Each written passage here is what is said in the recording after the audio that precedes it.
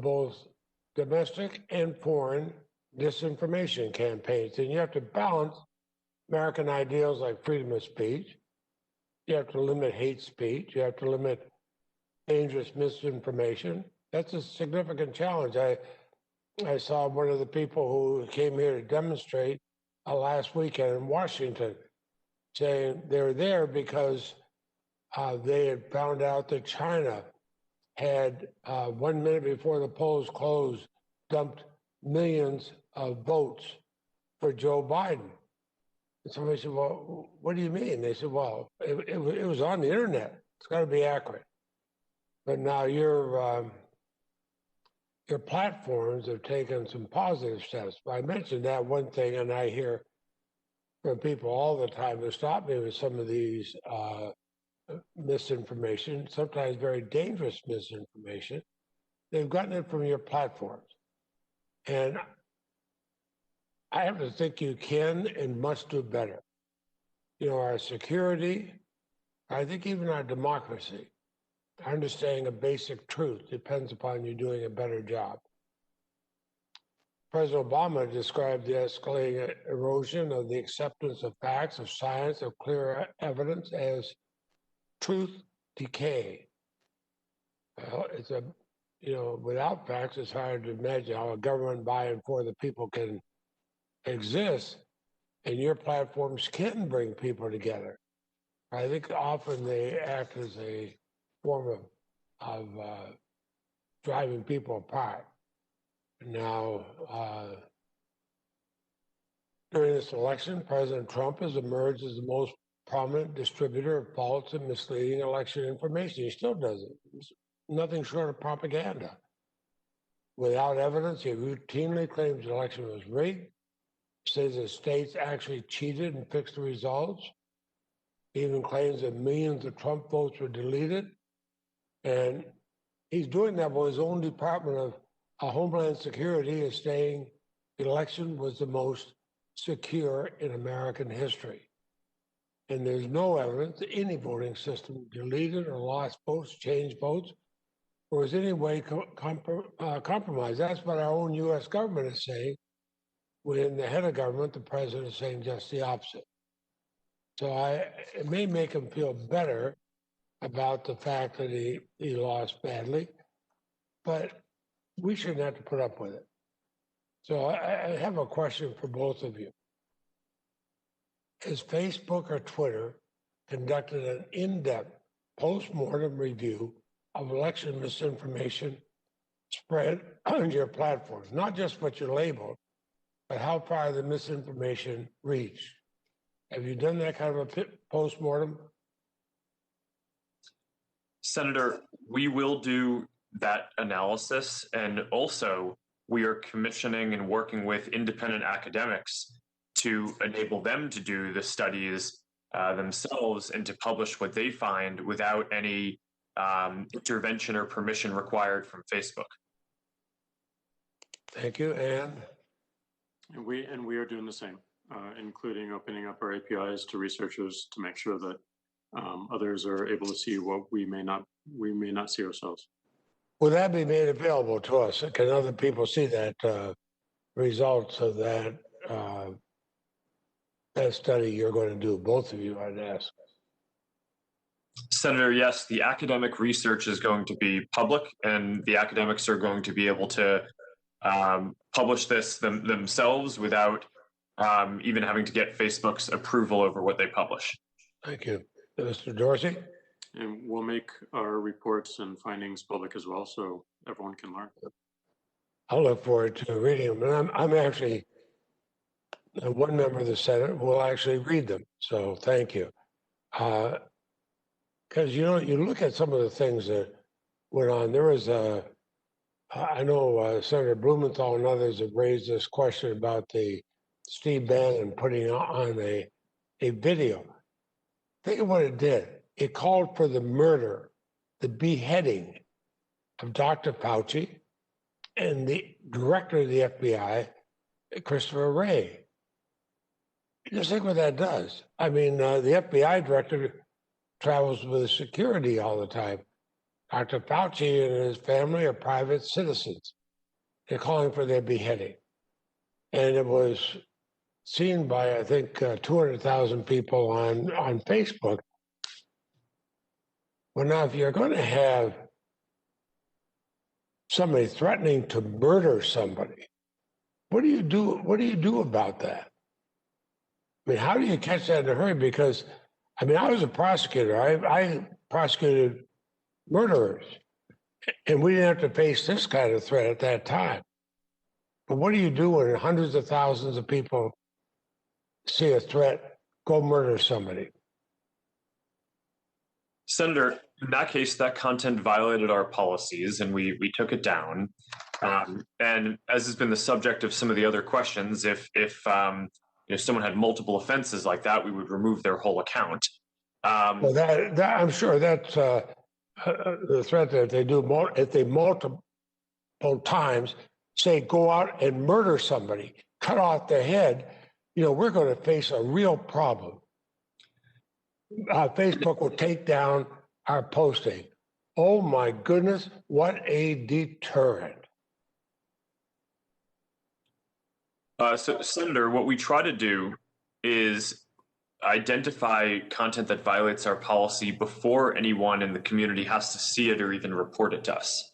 And for some categories like terrorism, which I've cited before, about 98 or 99% of the content that we take down our AI and human systems find before anyone even has to report it to us. On hate speech, we're up to 94% of the content that we take down, our AI systems and content reviewers find it before people have to report it to us.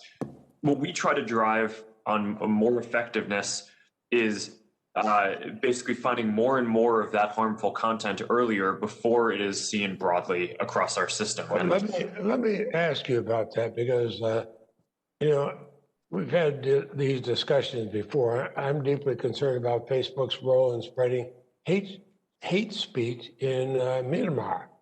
Hate speech that helped fuel a genocide against the Muslim Rohingya people. And I mean, horrible. I've seen the pictures. I've seen what's happened to the genocide. Now, you've made some progress about this since you and I talked about it last.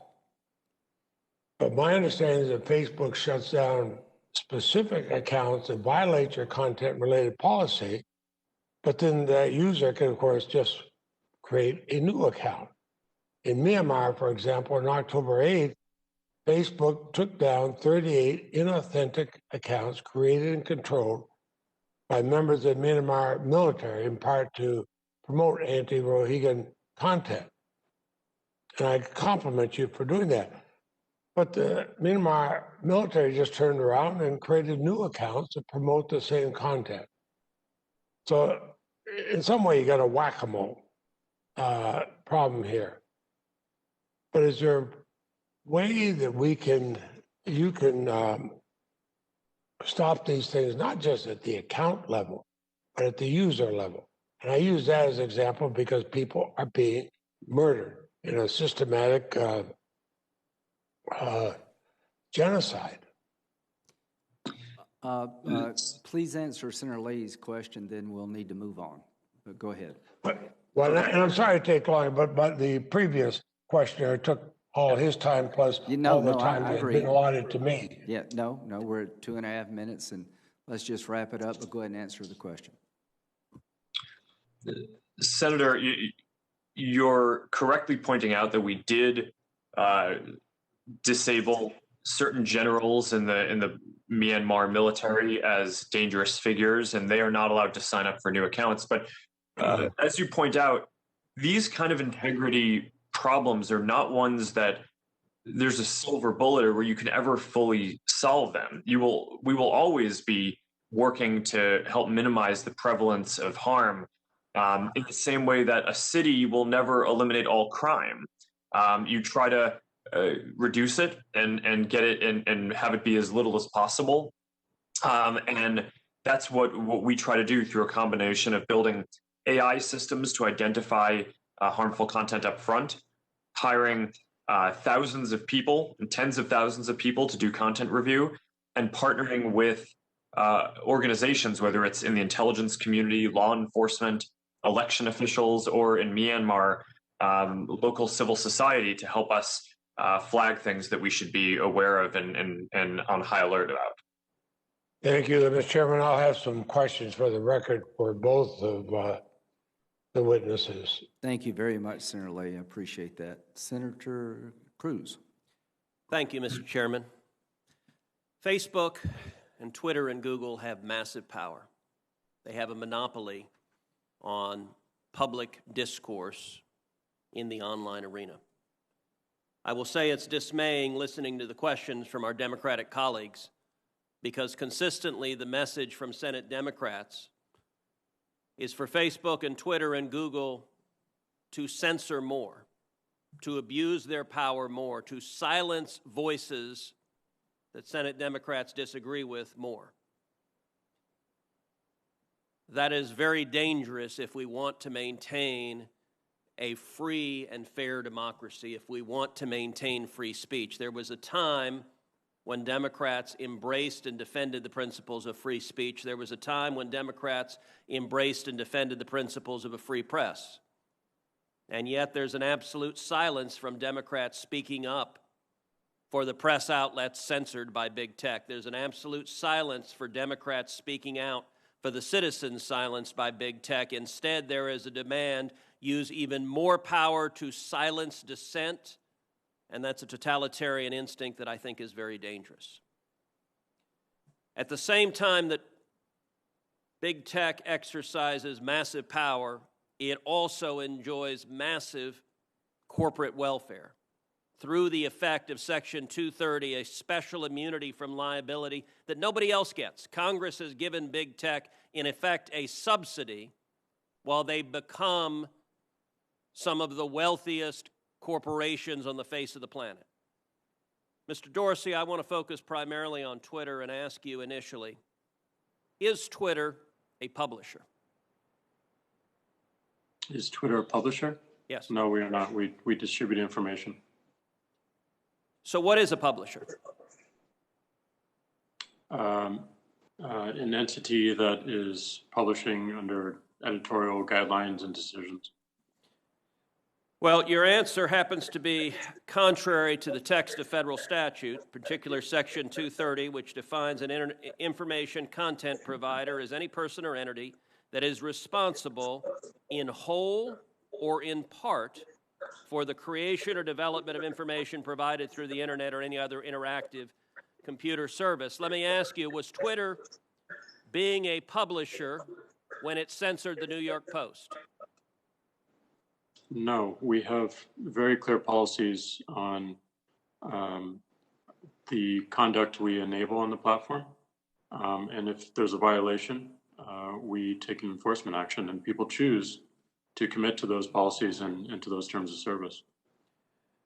Except your policies are applied in a partisan and selective manner. You claim it was hacked materials, and yet you didn't block the distribution of the New York Times story that alleged to talk about President Trump's tax returns, even though a federal statute makes it a crime to distribute someone's tax returns without their consent. You didn't block any of that discussion, did you?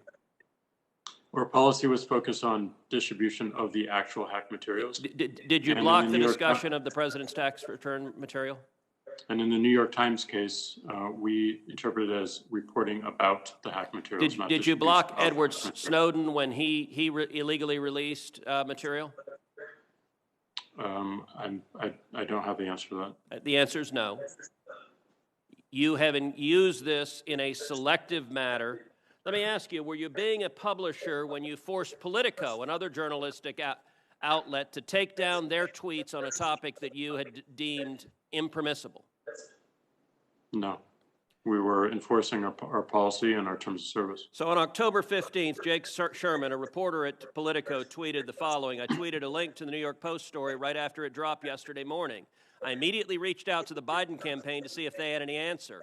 I wish I'd given the story a closer read before tweeting it. Twitter suspended me. So you actually have a reporter reporting on a story, asking the other side for comment. And Twitter says, hi, Jake Sherman, your account at Jake Sherman has been locked for violating Twitter rules. Now, what did the Politico reporter do? Immediately tweets after that, my goal was not to spread information. Well, that's a little worrisome just in and of itself. My goal was to raise questions about the story. Oh, my overlords in Silicon Valley, I was attacking the New York Post. You don't understand, I was attacking them, as I did in subsequent tweets, and see how the Biden campaign was going to respond. They later did respond. And then, not long after, Jake Sherman comes back with, my account is clearly no longer suspended. I deleted the tweet. When Twitter is editing and censoring and silencing, the New York Post, the newspaper with the fourth highest circulation in the country, and Politico, one of the leading newspapers in the country, is Twitter behaving as a publisher when it's deciding what stories reporters are allowed to write and publish and what stories they're not? No, and that account was not suspended. It fell afoul of the hacked materials policy. We realized that there was an error in that policy and the enforcement. Hold on, I'm literally looking at the tweet from Twitter that says your account has been locked. You're telling me that this is not an accurate... That's a lock and can be unlocked when you delete the... I understand that you have the star chamber power. Your answer is always, well, once we silence you, we can choose to allow you to speak. But you are engaged in publishing decisions. Let me shift to a different topic. Mr. Dorsey, does voter fraud exist? I don't know for certain. Are you an expert in voter fraud? No, I'm not. Well, why then is Twitter right now putting purported warnings on virtually any statement about voter fraud? We're simply linking to a broader conversation so that people have more information. No, you're not. You put up a page that says, quote, voter fraud of any kind is exceedingly rare in the United States. That's not linking to a broader conversation. That's taking a disputed policy position, and you're a publisher when you're doing that. You're entitled to take a policy position, but you don't get to pretend you're not a publisher and get a special benefit under Section 230 as a result. That link is pointing to a broader conversation with tweets from publishers and people all around the country.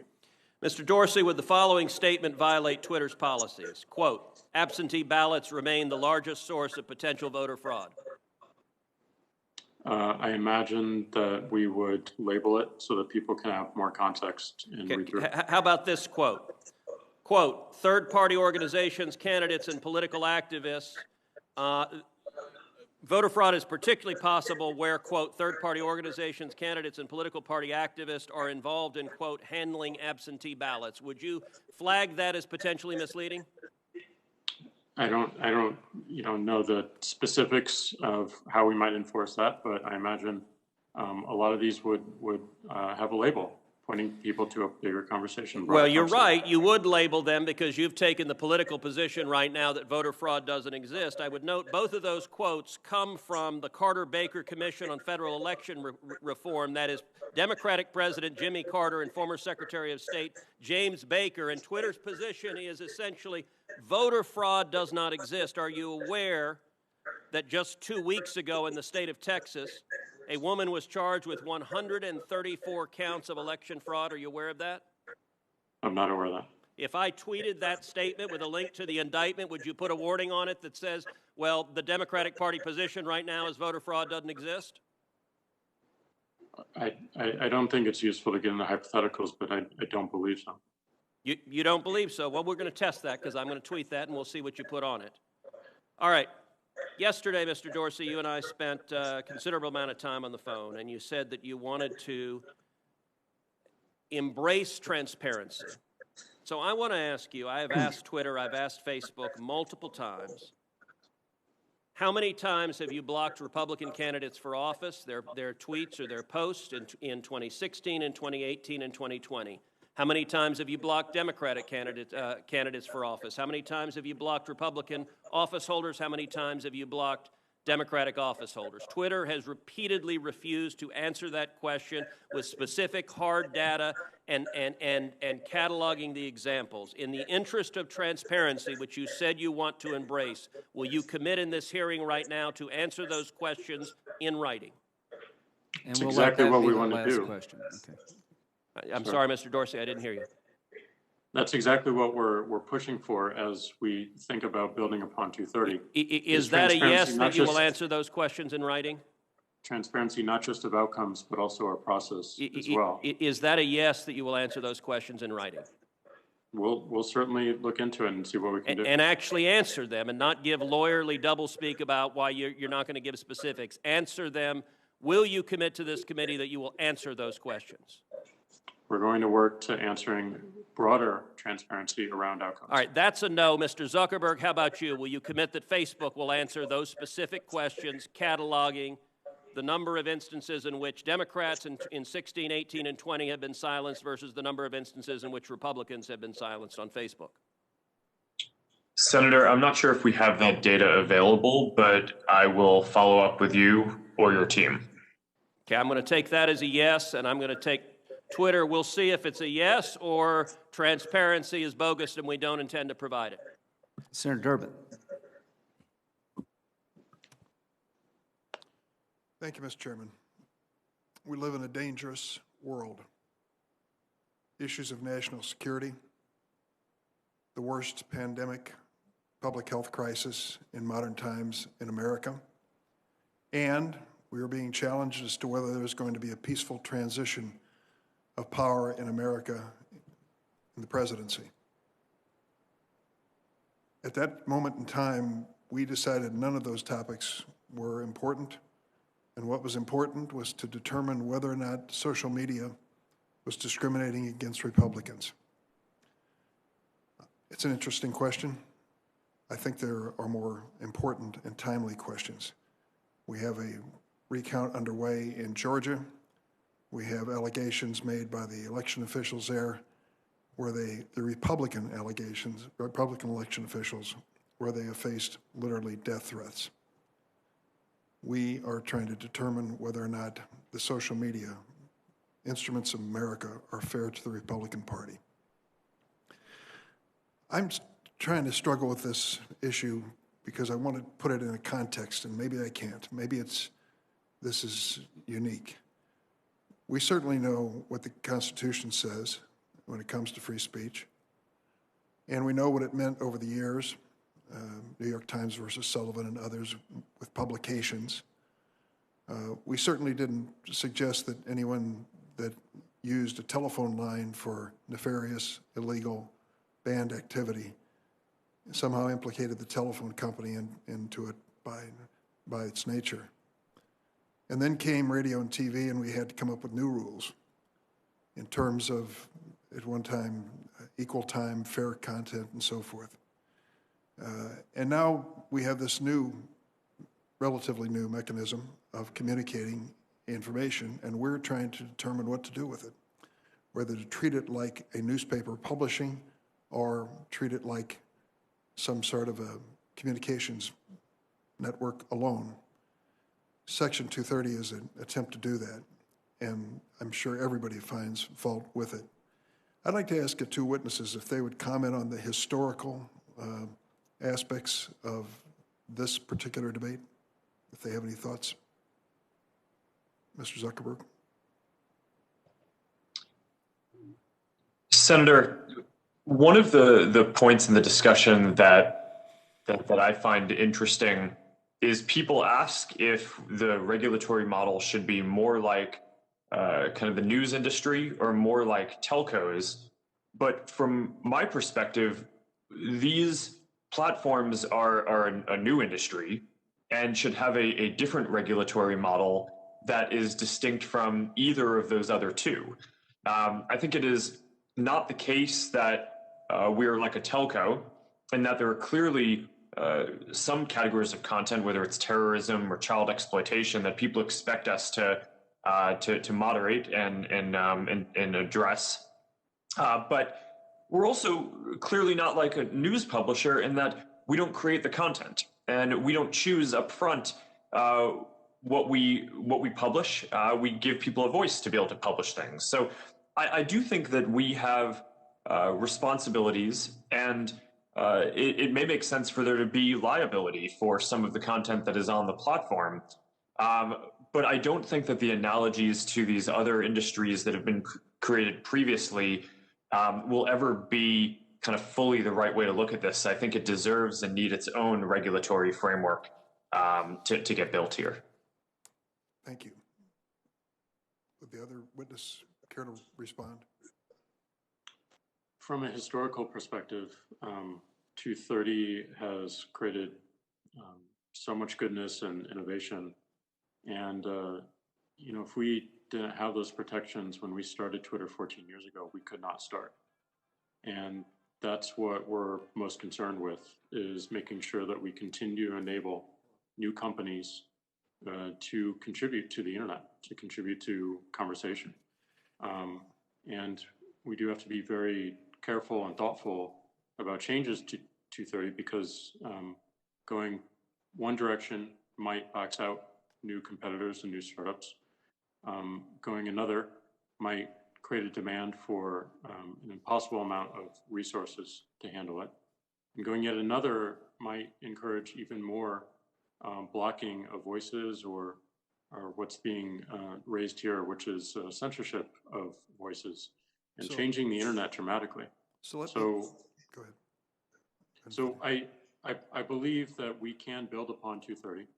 I think we can make sure that we're earning people's trust by encouraging more transparency around content moderation and our process of it. I think we need much more straightforward appeals. And I think the biggest point to really focus on going forward is algorithms and how they are managing and creating these experiences, and being able to have choice in how to use those algorithms on platforms like ours. Let me get into a specific, Mr. Zuckerberg. October 10th, Detroit Free Press reported 13 men charged Thursday in a conspiracy to kidnap Michigan Governor Gretchen Whitmer used Facebook and secure messaging apps to connect and plot their attack. The group's use of Facebook spans almost a full year. Members began to use the social media platform as a recruitment tool in November 2019, according to an affidavit by Brian Russell, Detective Sergeant, Michigan State Police. Once recruited, members communicated via a secured encrypting message platform. According to news reports, Facebook alerted the FBI about the Michigan kidnappers' online activity several months before the arrest. Thank goodness. However, in August, a Facebook page for the Kenosha Guard militia, which advocated violence in the aftermath of the shooting of Jacob Blake, was reportedly flagged over 455 times to Facebook. However, the page was deemed non-violating and left up. More than 4,000 people responded to that event. Hundreds of armed militia members showed up.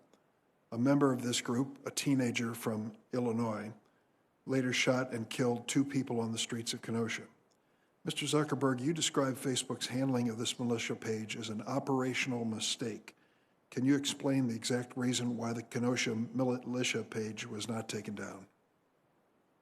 Senator, yes. And first, and what happened in Kenosha was obviously terrible. What happened here was we rolled out a strengthened policy around militia pages in general. Whereas before that, we would have allowed a group that was a militia, as long as it wasn't planning or organizing violence directly.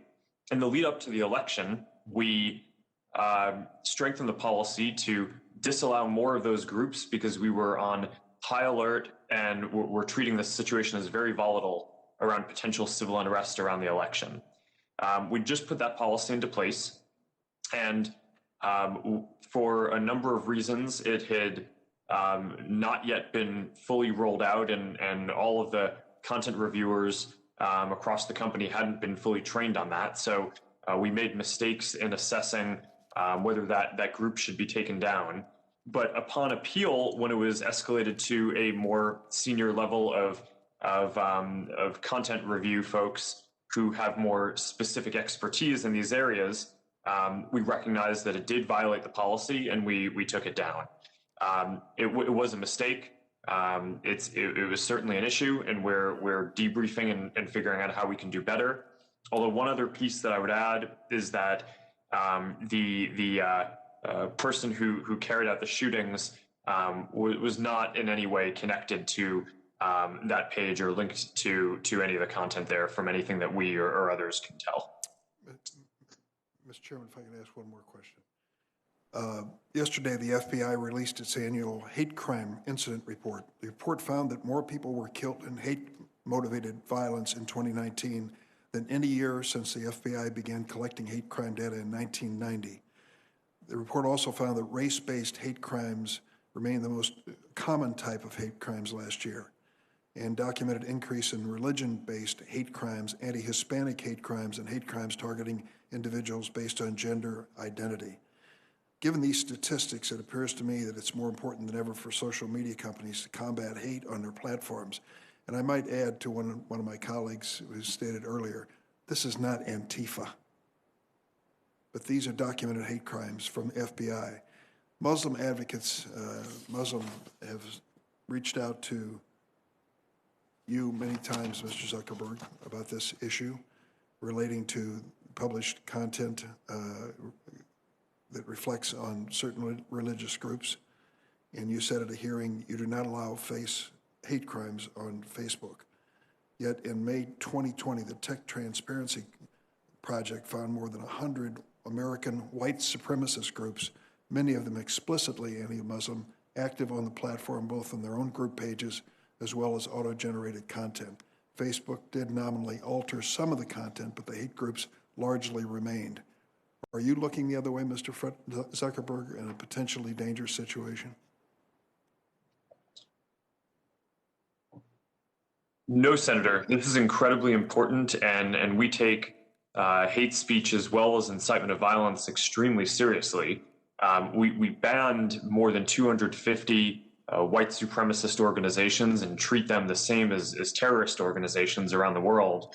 And we've ramped up our capacity to identify hate speech and incitement of violence before people even see it on the platforms. Our AI and human review teams, you can track our results in the transparency reports that we issue, now take down about 94% of the hate speech that we find on our platforms before anyone has to even report it to us, which is a dramatic amount of progress from where we were a few years ago, where when we were just starting to ramp up on this, we're taking about 20% of it down before people had to report it to us. So there's still more progress to make.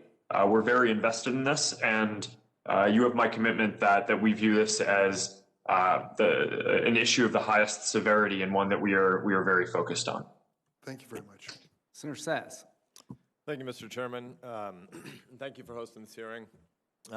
Clearly important topics around content moderation. I'm a skeptic of the content moderation policies that exist, both because I don't think the standards are very transparent and I don't think the execution is very consistent.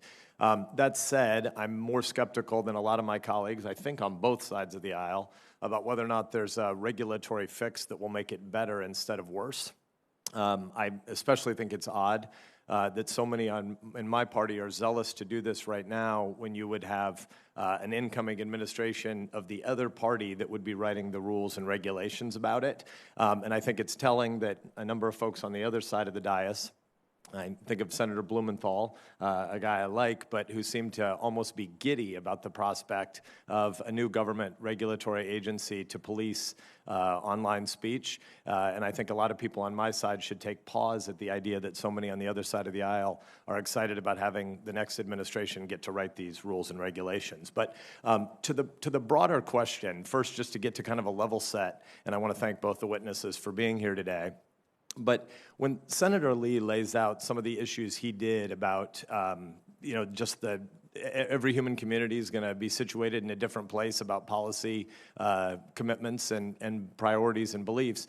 But when Senator Lee said that 93% of Facebook employees who contribute to politics do so on the left, and 99%, I think it was, of Twitter employees contribute on the left, I would just be interested to see if either of the two of you think that has implications in the shepherding of your organizations. Again, I recognize fully that you're private organizations, and so again, I'm more skeptical of a governmental fix for a lot of the problems we're talking about here today. But I'm curious as to whether or not Mr. Zuckerberg and Mr. Dorsey, and I guess we'll start with Facebook, I'm curious as to whether or not you think it's likely that there is systemic bias inside your organization in the execution of content moderation policies, given that your employee base is so unrepresentative of America in general. Senator, I think it's a good question, and certainly I think it means that we have to be more intentional about what we do and thoughtful. Our principle and goal is to give everyone a voice and to be a platform for all ideas. As you mentioned, I do think it's undisputed that our employee base, at least the full-time folks, politically would be somewhat, or maybe more than just a little somewhat, to the left of where our overall community is, where the community basically spans almost wide varieties of people across society. So I do think that that means that we need to be careful and intentional internally to make sure that bias doesn't seep into decisions that we make. Although I'd point out a couple of things. One is that people have a lot of different views outside of work, and we expect and I think generally see that people conduct themselves professionally. And second, the folks who are doing the content review work, we have about 35,000 people doing content review, are typically not based in Silicon Valley. They're based in places all over the country and all over the world, because we serve people in countries all over the world. So I think that the geographic diversity of that is more representative of the community that we serve than just the full-time employee base in our headquarters in the Bay Area. Thanks, Mr. Zuckerberg. Mr. Dorsey. Yeah, this is obviously not something we interview for, and even have an understanding of when people are in the company. And with that understanding, we intend to make sure that both our policy and our enforcement is objective. And I realize that it looks rather opaque, and certainly the outcomes might not always match up with that intention, with our intention, and the perception of those outcomes may not match up. But that's why I think it's so important that we're not just transparent around our policies, but the actual operations of our content moderation. If people don't trust our intent, if people are questioning that, that's a failure. And that is something that we need to fix and intend to fix. And I think it would benefit the industry as well. But I do, again, point back to something I said earlier in the testimony, which is a lot of these decisions are not being made by humans anymore. They're being made by algorithms. And that's certainly enforcement decisions, but also decisions around what you see or what you don't see. And to me, that is the body of work. That is the conversation that we should be focused on, because that is the enduring use case for everyone who interacts with these services. Thank you, and I wish it were true that these were all easy, objective questions. That the questions were, if somebody says, "Is the sky green?" That's an objective question. That the sky is blue and white, not green. But most of the things we're talking about here, and the places where you're applying content moderation labels, are not really simply objective questions. They're mostly subjective questions. If we talked about Medicare for all being, easily paid for inside a 10-year budget window on assumptions X, Y, and Z that don't raise taxes, that's not true. There isn't any math by which Medicare for all pays for itself in some short-term window. But I don't think any of us really think you're going to slap a label on that saying this is disputed, accounting or math or policy projections. And so really what's happening is there's a prioritization grid that people are going through as they build even the algorithms, even those that aren't driven by humans, and they're driven by policy priorities of situated individuals. I may be wrong about this, but my suspicion is that your employee base is not actually 99% left of center. I bet it's less than that. And I would speculate that part of the reason less than 1% of your employees give money to candidates on the right is because there's a social stigma attached to having conservative views inside your organization. And I would guess that those same sort of internal cultural biases inform the subjectivity of which issues end up labeled. So again, this is sort of an odd place to be in that I am skeptical that the content moderation policies are thought out well. They're not transparent enough for us to really know, but I'm definitely skeptical that they're consistently applied. And yet, I'm not really on the side of thinking there's some easy governmental fix here. There's a lot about Section 230 that we could debate. I think some of the things Senator Durbin said about how in the era of telephones, nobody blamed the phone company for other people having spread misinformation by the phone. Exactly, that's what would be the case if Section 230 were actually neutral, but you're applying content moderation policies and seemingly in a way that's not objective. So I know that I'm nearly at time, but I think it would be useful for us to hear from both of you to give a sort of 3 or 5 year window into the future. If there isn't new legislation, what is changing besides just saying we're moving from humans to more AI? What qualitatively is changing in the way content moderation happens inside your organizations, short of a new regulatory scheme? Can you tell us where you think you're actually improving and what problems you're trying to solve? Mr. Zuckerberg, you first, please. Senator, one of the areas that we're very focused on is transparency, both in the process and in the results. So we're already at the point where every quarter we issue a community standards enforcement report that basically details the prevalence of each category of harmful content and how effective we are at addressing it before people have to even report it to us. Over time, we would like to fill that out and have more detail in that and make it more robust. We've already committed to an independent external audit of those metrics that people can trust them even more. People have lots of different kinds of requests for where we might go with that in the future, whether that's breaking down the stats by country or language or into more granular buckets, adding more data around precision. But I think that would all be very helpful so that people can see and hold us accountable for how we're doing. And for what it's worth, I think that would be a valuable part of a regulatory framework that would not feel particularly overreaching to me, is something that could be put in law that would create an apples to apples framework that all companies in this space would have to report on the outcomes and effectiveness of their programs in that way. So at least we can see how everyone is doing. That seems like a sensible step to me. Thank you. Mr. Dorsey. Senator Whitehouse. Oh, sorry, Mr. Dorsey's still answering the same question, and then I'll give it back to you in a hurry, Mr. So Lay. sorry, I missed that. It's a junior acting chairman. Mr. Dorsey. Thank you. Well, I mean, if we're considering 3 to 5 years out, I think the realization that a centralized global content moderation system does not scale, and we need to rethink how we operate these services. And I would point to, we certainly need transparency around any process that we have and around the practice and the outcomes of those moderations.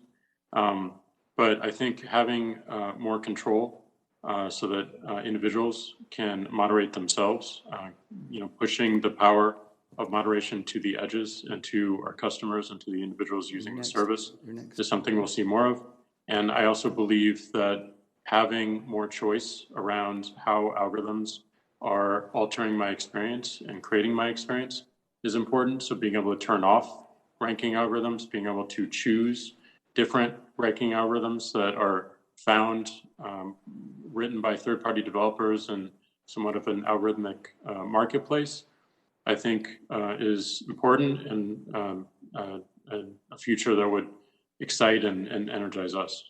Thank you. I've appreciated my interaction with both of your companies in the run-up to this, and I think both of you said some meaty things there about ways we can move toward greater transparency, so I'll follow up again. Thank you, Mr. Chairman. Thank you. Senator Whitehouse.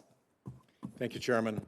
Gentlemen, let me start with just a moment's history to give some context to my questions.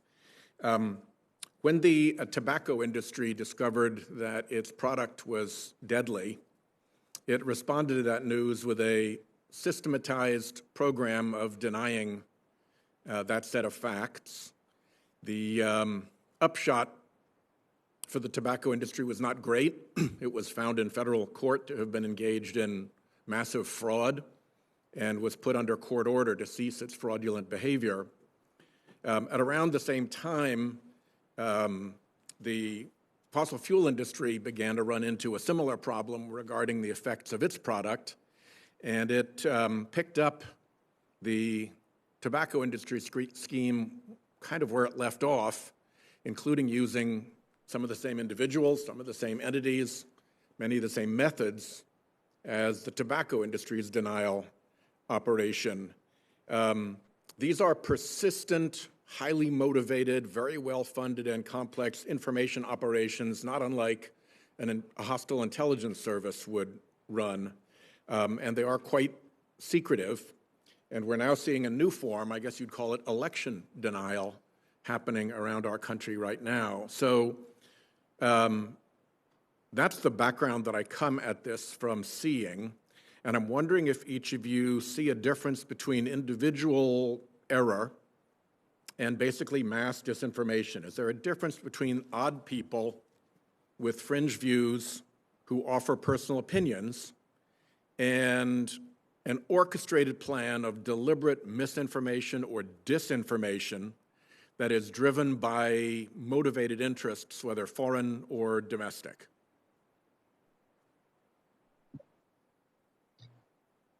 Senator, I absolutely think that there's a difference, and you can see it in the patterns of use on the platforms, and in our policies and operations. We view these coordinated, inauthentic behavior operations, networks of fake and sometimes combining with real accounts to push out a message, but make it seem like it's coming from a different place than it is, or might be more popular than it is. This is what we saw the Internet Research Agency out of Russia do in 2016.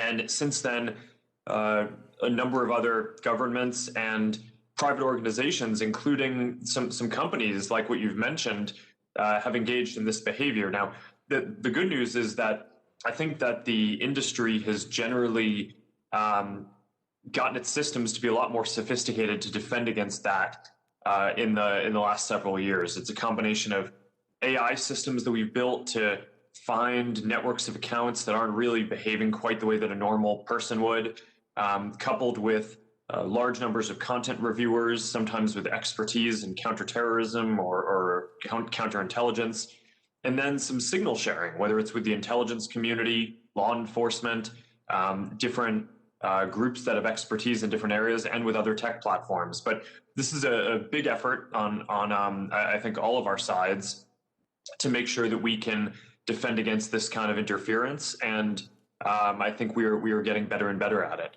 Well, let me encourage you to persist. As you know, the last time you were here, you were asked about advertising paid for on Facebook denominated in rubles, which was not a very sophisticated scheme to be able to penetrate, but Facebook was unable to penetrate it, and your upgrade from that original setup was simply to allow a shell corporation to intermediate between the real actor and not. So I encourage you to continue to try to make sure that real voices are what are heard on Facebook.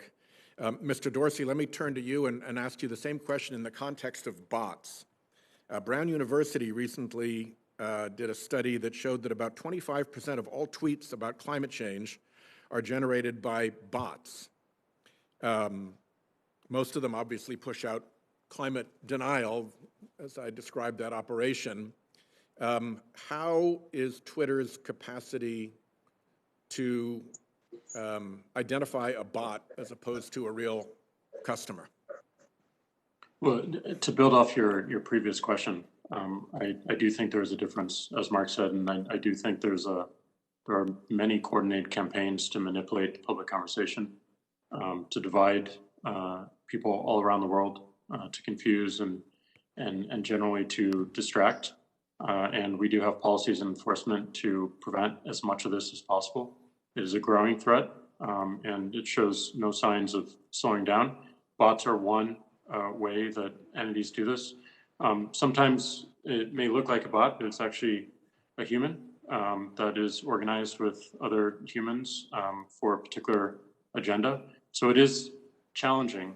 We are doing work right now to better identify bots on our service. Let me just interject, Mr. Dorsey, real quick. As a baseline proposition, do you agree that a bot does not deserve a voice on your platform, that it should be actual people and organizations? I don't agree with that as a high level. I think we should be labeling bots so that people have greater context for what they're interacting with. Fair enough. There are plenty of bots on our service that provide a valuable function, and I wouldn't want to take that away. Let me ask both of you, and maybe you can supplement this with the answer in writing for the record, because my time is getting short and this is a complicated question. But the question is, when does it matter to Twitter and when does it matter to Facebook to know who the actual entity is who is using your platform?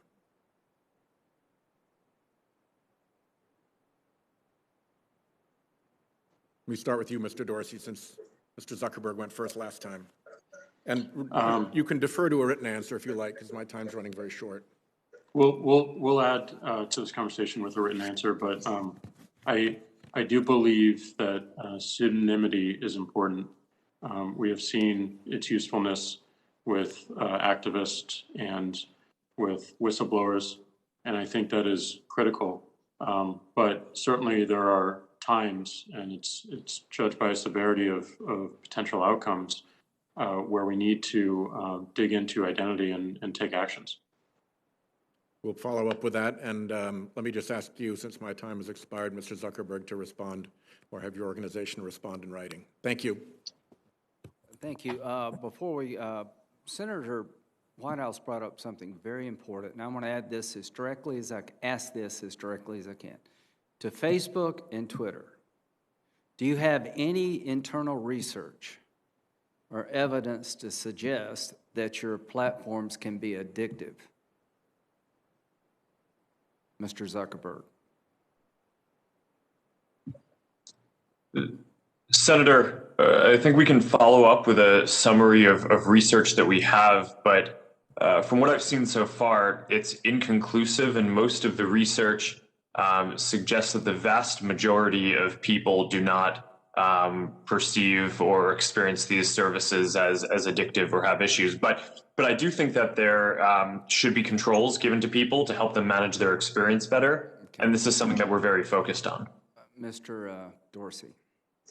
I'm not aware of internal research, but we can follow up. But I do think, like anything else, these tools can be addictive, and we should be aware of that, acknowledge it, and make sure that we are making our customers aware of better patterns of usage. So the more information, the better here. Thank you. Senator Hawley. Thank you, Mr. Chairman. In the late 19th century, the heads of the biggest corporations in America, the robber barons, got together and they set rates, they set prices, they determined how they would control information flow, they determined how they get rid of competition. And I'll be darned if we aren't right back there again. Except for this time, you're the robber barons. Your companies are the most powerful companies in the world, and I want to talk about how you're coordinating together to control information. In recent days, my office was contacted by a Facebook whistleblower, a former employee of the company with direct knowledge of the company's content moderation practices, and I want to start by talking about an internal platform called Tasks that Facebook uses to coordinate projects, including censorship. The Tasks platform allows Facebook employees to communicate about projects they're working on together. That includes Facebook's censorship teams, including the so-called community well-being team, the integrity team, and the hate speech engineering team, who all use the Task platform to discuss which individuals or hashtags or websites to ban. Now, Mr. Zuckerberg, you're familiar with the Task platform, aren't you? Senator, we use the task system for, I think it's, as you say, for people coordinating all kinds of work across the company, although I'm not sure if I'd agree with the characterization specifically around content moderation that you gave. Well, let's get into that, and let me see if we can refresh your memory and provide folks at home watching with an example. Here over my shoulder is an example. It's a screenshot of the Task platform in use. You'll notice if the cameras zoom in, several references to election integrity throughout, on these lists of tasks. Again, this is shared across Facebook's sites, company locations, by working groups. What particularly intrigued me is that the platform reflects censorship input from Google and Twitter as well. So Facebook, as I understand it, Facebook censorship teams communicate with their counterparts at Twitter and Google and then enter those companies' suggestions for censorship onto the task platform so that Facebook can then follow up with them and effectively coordinate their censorship efforts. So, Mr. Zuckerberg, let me just ask you directly, under oath now, does Facebook coordinate its content moderation policies or efforts in any way with Google or Twitter? Senator, let me be clear about this. We do coordinate on and share signals on security-related topics. So, for example, if there is signal around a terrorist attack or around child exploitation imagery or around a foreign government creating an influence operation, that is an area where the companies do share signals about what they see. But I think it's important to be very clear that that is distinct from the content moderation policies that we or the other companies have, where once we share intelligence or signals between the companies, each company makes its own assessment of the right way to address and deal with that information. Well, I'm talking about content moderation. I'm talking about individuals, websites, hashtags, phrases to ban. Is it your testimony that you do not communicate with Twitter or Google about content moderation, about individuals, websites, phrases, hashtags to ban? Just yes or no. Do you communicate with Twitter or Google about coordinating your policies in this way? Senator, we do not coordinate our policies. Do your Facebook content moderation teams communicate with their counterparts at Twitter or Google? Senator, I'm not aware of anything specific, but I think it would be probably pretty normal for people to talk to their peers and colleagues in the industry. It would be normal, but you don't do it? No, I'm saying that I'm not aware of any particular conversation, but I would expect that some level of communication probably happens. But that is different from coordinating what our policies are or our responses in specific instances. Well, fortunately, I understand that the task platform is searchable. So will you provide a list of every mention of Google or Twitter from the tasks platform to this committee?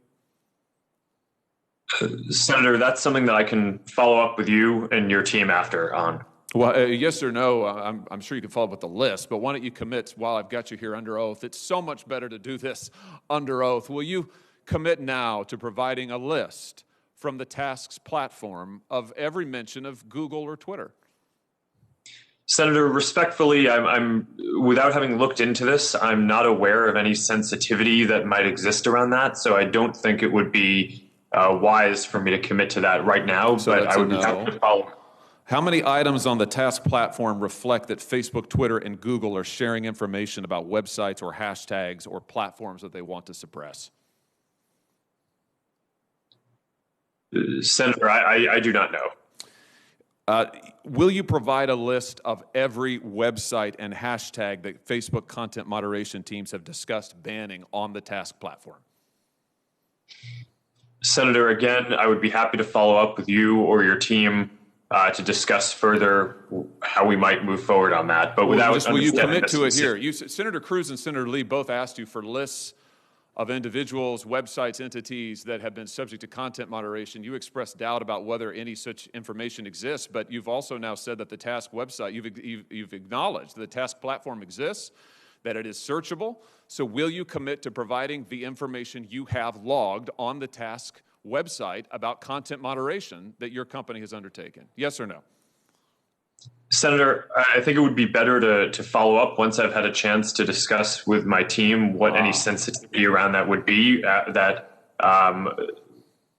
might prevent the kind of sharing that you're talking about. But once I've done that, I would be happy to follow up. All right. So you won't commit to do it here. We could, of course, subpoena this information, but I'd much rather get it from you voluntarily. But I think let everybody take note that Mr. Zuckerberg has now repeatedly refused to provide information that he knows that he has and has now acknowledged that he has, that Tasks has under oath. Let me switch to a different topic.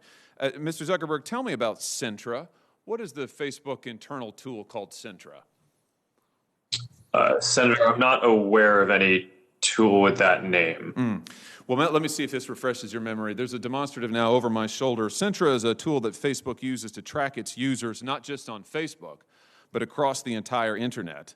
Sintra tracks different profiles that a user visits, their message recipients, their linked accounts, the pages they visit around the web that have Facebook buttons. Sintra also uses behavioral data to monitor users' accounts, even if those accounts are registered under a different name. And you can see a shot here, a screenshot provided to us of the Sintra platform. We blocked out the user's name in the interest of privacy, although you can see this individual's birth date and age, when they first started using Facebook, their last login, as well as all manner of trackings. How many different devices have they used to access Facebook? How many different accounts are associated with their name? What accounts have they visited? What photos have they tagged? And on and on and on. Mr. Zuckerberg, how many accounts in the United States have been subject to review and shut down through Sintra? Senator, I do not know because I'm not actually familiar with the name of that tool. I'm sure that we have tools that help us with our platform and community integrity work. But I am not familiar with that name. Do you have a tool that does exactly what I've described and that you can see here over my shoulder? Or are you saying that that doesn't exist? Senator, I'm saying that I'm not familiar with it and that I'd be happy to follow up and get you and your team the information that you would like on this. But I'm limited in what I can, what I'm familiar with and can share today. It's always amazing to me, Mr. Chairman, how many people before this committee suddenly develop amnesia. Maybe it is something about the air in the room. Let me ask you this. When a Facebook employee accesses a user's private information, like their private messages or their personally identifiable data, is a record made of that, Mr. Zuckerberg? Sorry, Senator, can you repeat that? Is a record made of any time a Facebook employee accesses a user's private information, personally identifiable information, for example, messages? Is a record made any time a Facebook employee does that? Senator, I believe so. Does it trigger an audit? Senator, I think sometimes it may. How many audits have been conducted? Senator, I do not know the exact number of audits. Can you give me a list? Senator, we can follow up on that to see what would be useful here. Will you, I'm almost finished, Mr. Chairman. Will you commit to giving us a list of the number of times Facebook employees have accessed users' personal account information without their knowledge? Yes or no?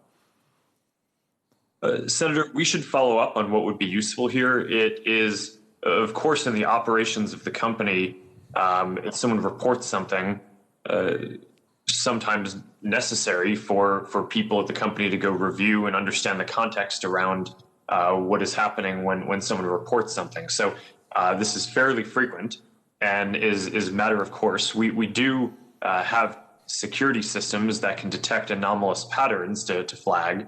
But we should follow up in more detail on what you're interested in. Mr. Chairman, I'll just say in closing that what we have here is clear evidence of coordination between Twitter, Google, and Facebook.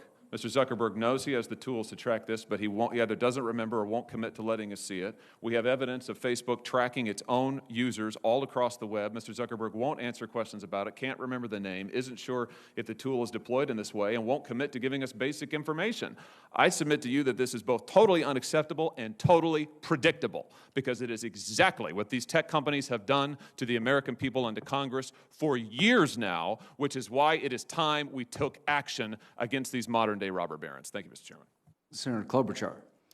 Thank you very much, Mr. Chairman. I'm, as you know, the lead Democrat on the Antitrust Subcommittee, and I'm going to take a little different approach here than Mr. Hawley did when it comes to competition policy, because I understand why they might be coordinating when it comes to security. What I want to focus on is what I think we're seeing all over this country, not just in tech. We're seeing a startup slump. We're seeing more and more consolidation. And throughout history, we've seen that that is not good for small businesses. It's not good for consumers. And it's not good for capitalism in the end. Even successful companies, even popular companies, and even innovative companies are subject to the antitrust laws of this country.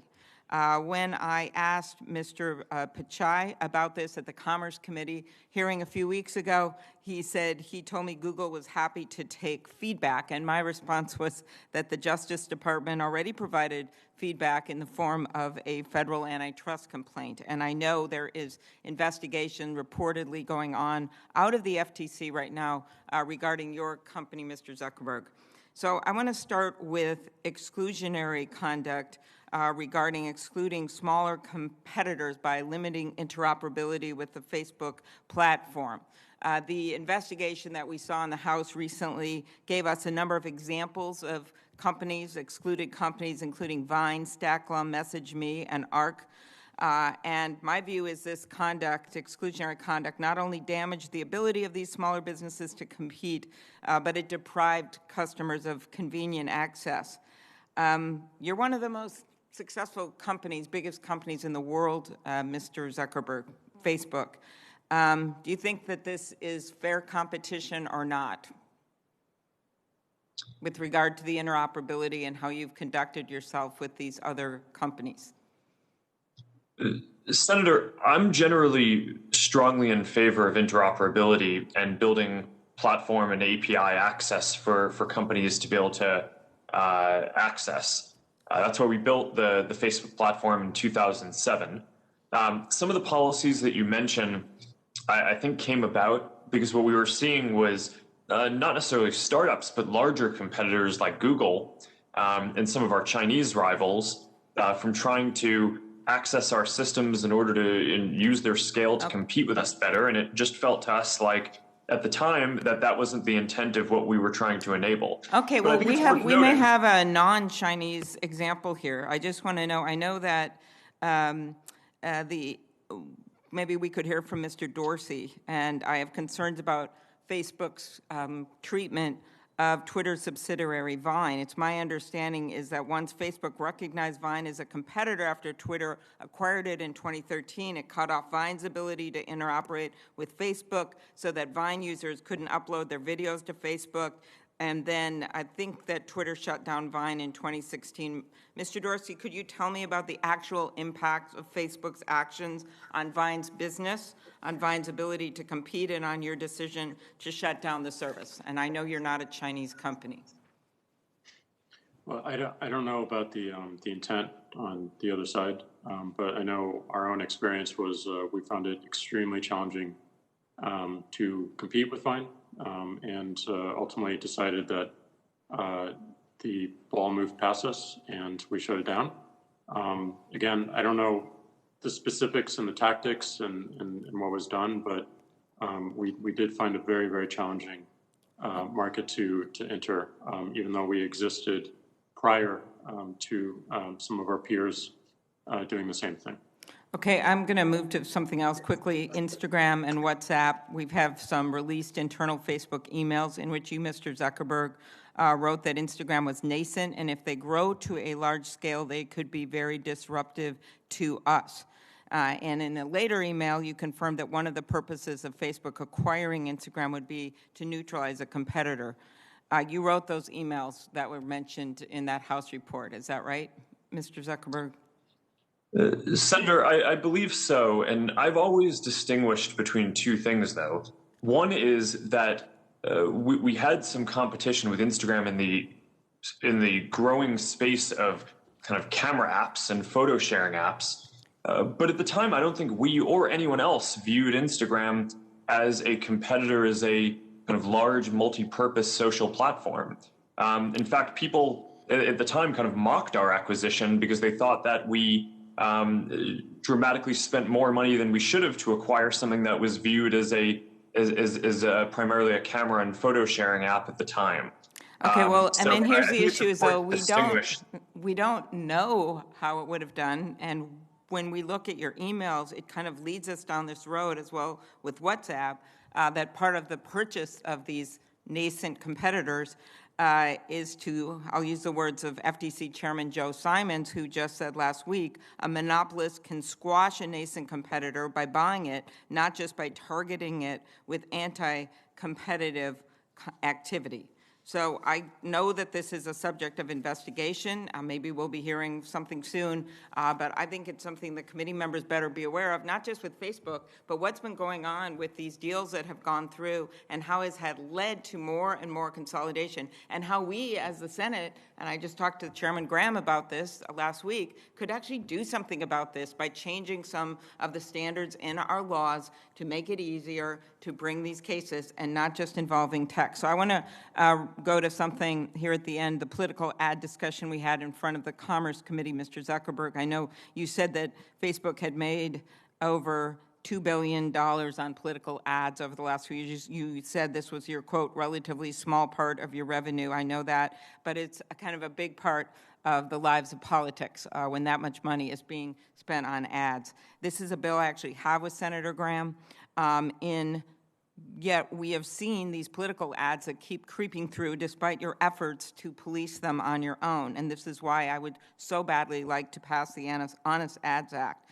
One ad that went through, it says, in 3 battleground states, ballots marked for Donald Trump had been discarded. Poll, will voter fraud only increase closer to November? So it stated in 3 battleground states, paid ad, ballots marked for Donald Trump have been discarded.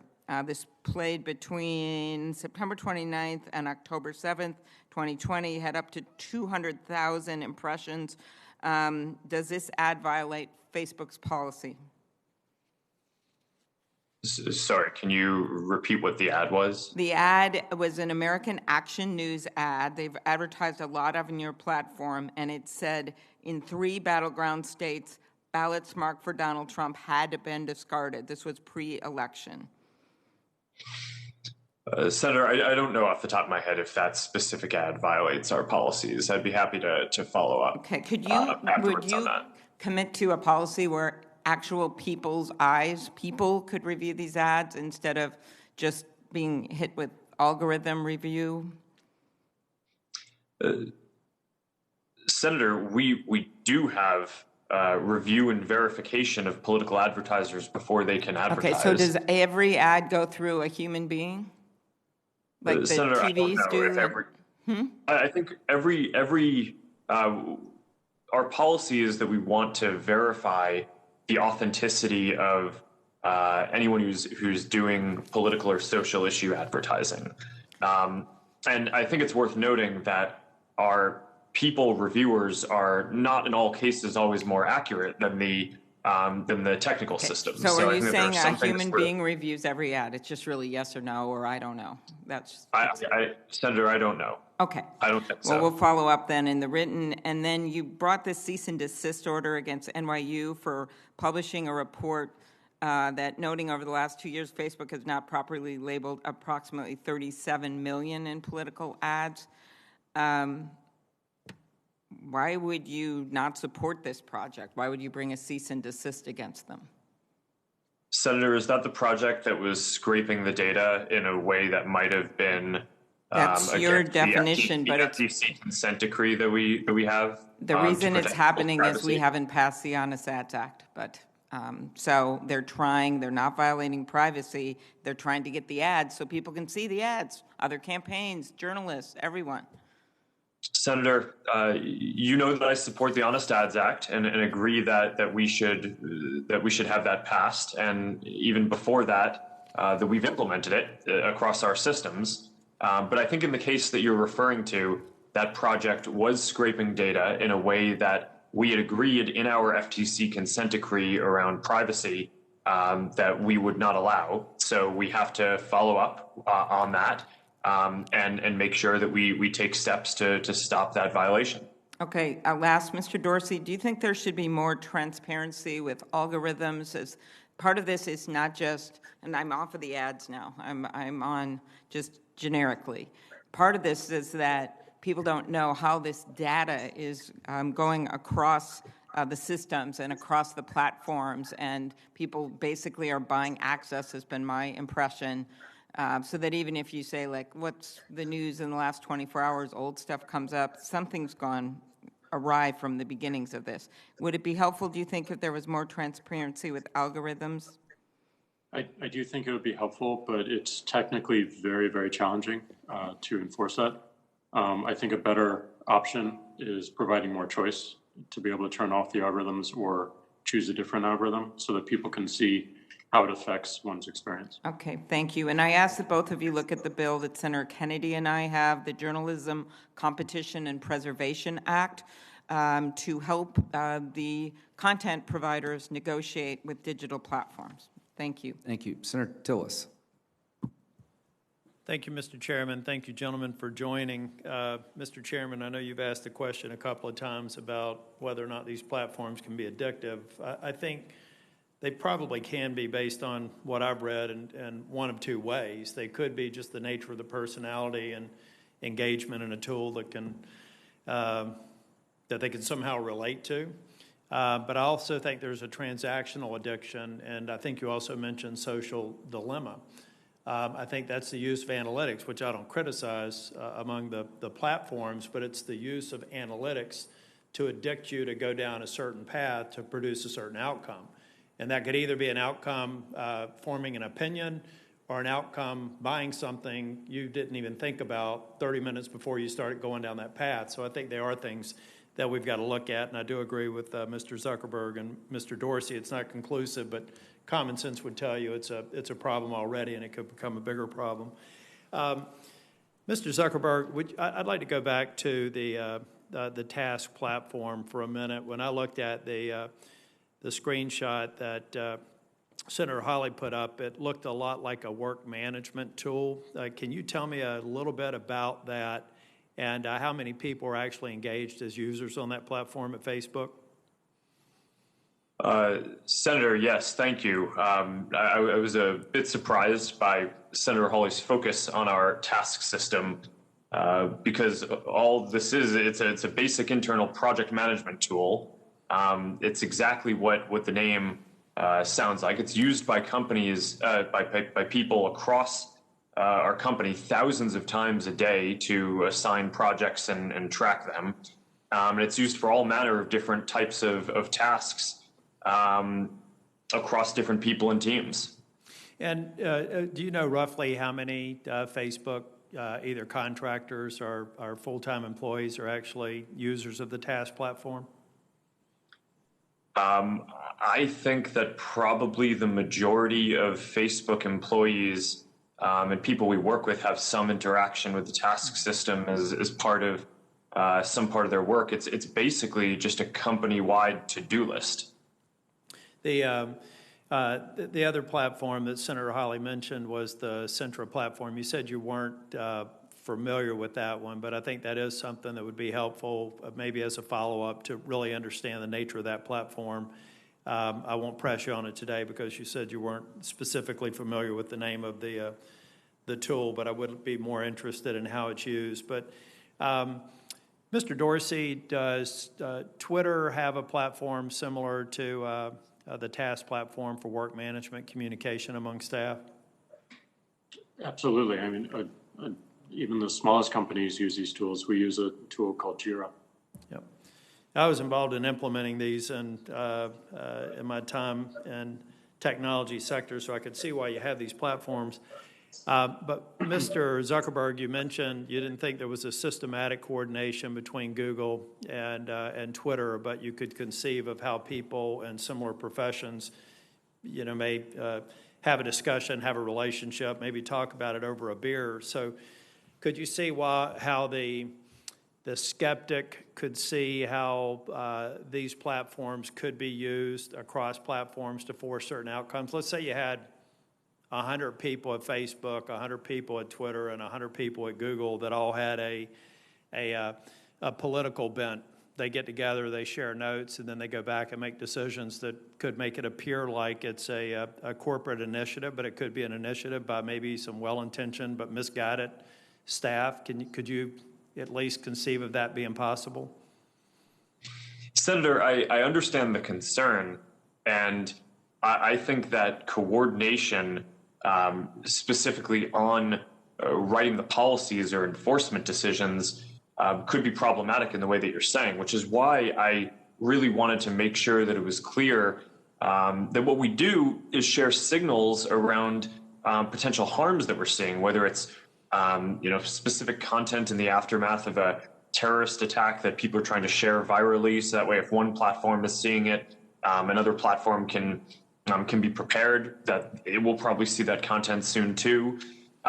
Signals around foreign interference in elections. But I think it's quite important that each company deals with those signals in the way that is in line with their own policies. And that, I think, is very different from saying that the companies are kind of coordinating to kind of figure out what the policy should be. I understand what the concern would be around that, and that's why I wanted to be clear about what we do and don't do there. No, I agree with that.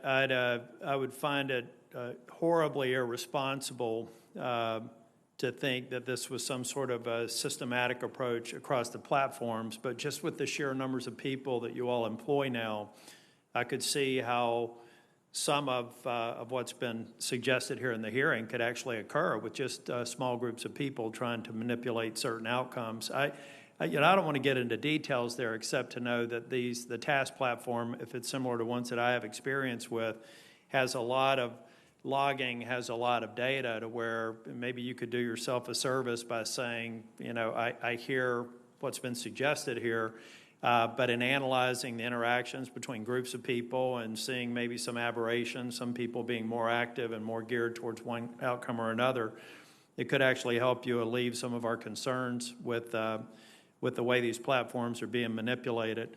I'm not going to have time to drill down into some of the specific questions. I am glad to hear that you all are open on some regulatory outcome. I will tell you, if you listen to my colleagues on both sides of the aisle today, I fully expect that Congress is going to act in the next Congress, that we're going to produce an outcome. And some people think that that's not possible because that maybe the Republicans and Democrats are far apart. But if you listen to what they're asking you, they're concerned with a kind of outcome that they didn't like on social media in equal measure. So I do believe that you would be well served to come to the table as an industry and identify things. Mr. Zuckerberg, I like what you've said about transparency. And Mr. Dorsey, I do think that the algorithms, when you talk about the sheer scale, are probably the most sustainable way to go. But we're still going to have some confidence. I like your concept on choice as well. But we're going to have more visibility into what's occurred and what's produced certain outcomes. Like a Veterans Day post that I did after the election. It was actually after my opponent had conceded. I just posted a picture thanking veterans. And for a period of time, I think it was suspended and directing people towards election results. I would like to think, if that was a result of an algorithmic decision, that my opponent, who almost certainly posted a veterans ad, and every other person who was up for election got a similar treatment, because if they didn't, it would seem to me that there was some other factor in play if these algorithms are being applied to the base of, in that case, political commentary from elected officials or candidates. So I view this hearing as an opportunity to seek your commitment on two things. One, I mentioned to you all yesterday, I've got a intellectual property subcommittee hearing in the middle of December. I would like to have a Facebook and Twitter representative there. I know you're very different platforms, but I think you play very prominently in a hearing that Senator Coons, who's sitting across from me now, would like to have you represented. I think I can speak for Senator Coons that would be helpful, and we'd like to get your commitment to have witnesses for that hearing in the middle of December. Mr. Zuckerberg, can I get that commitment? Senator, yes, we will make sure that we have the right subject matter expert to join your hearing. Thank you. And Mr. Dorsey? We'll follow up with determining the best course of action. Thank you. And then we'll be following up on a series of questions that I'd like to ask that let me get my head around some of the analytics information that I think you almost certainly have, and hopefully be willing to share it. But we'll do that in a collaborative way in my office. Thank you for being here today. Thank you. We're going to take a 5-minute break. I think our witnesses have requested a break, and they certainly have earned it. And if that's okay with you, Senator Coons, we'll come back in about 5 minutes. Thank you.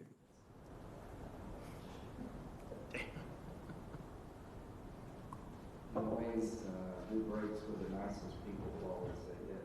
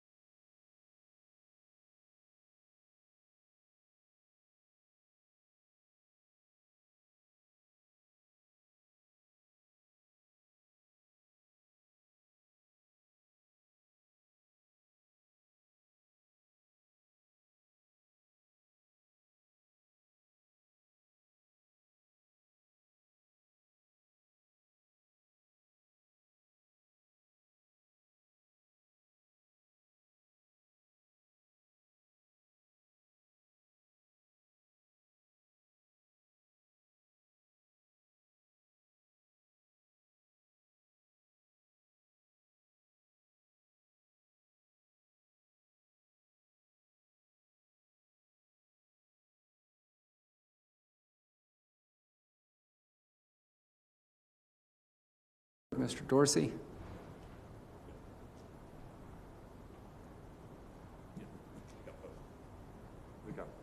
We got both. Thank you. I'm sorry we went so long without a break. Senator Coons.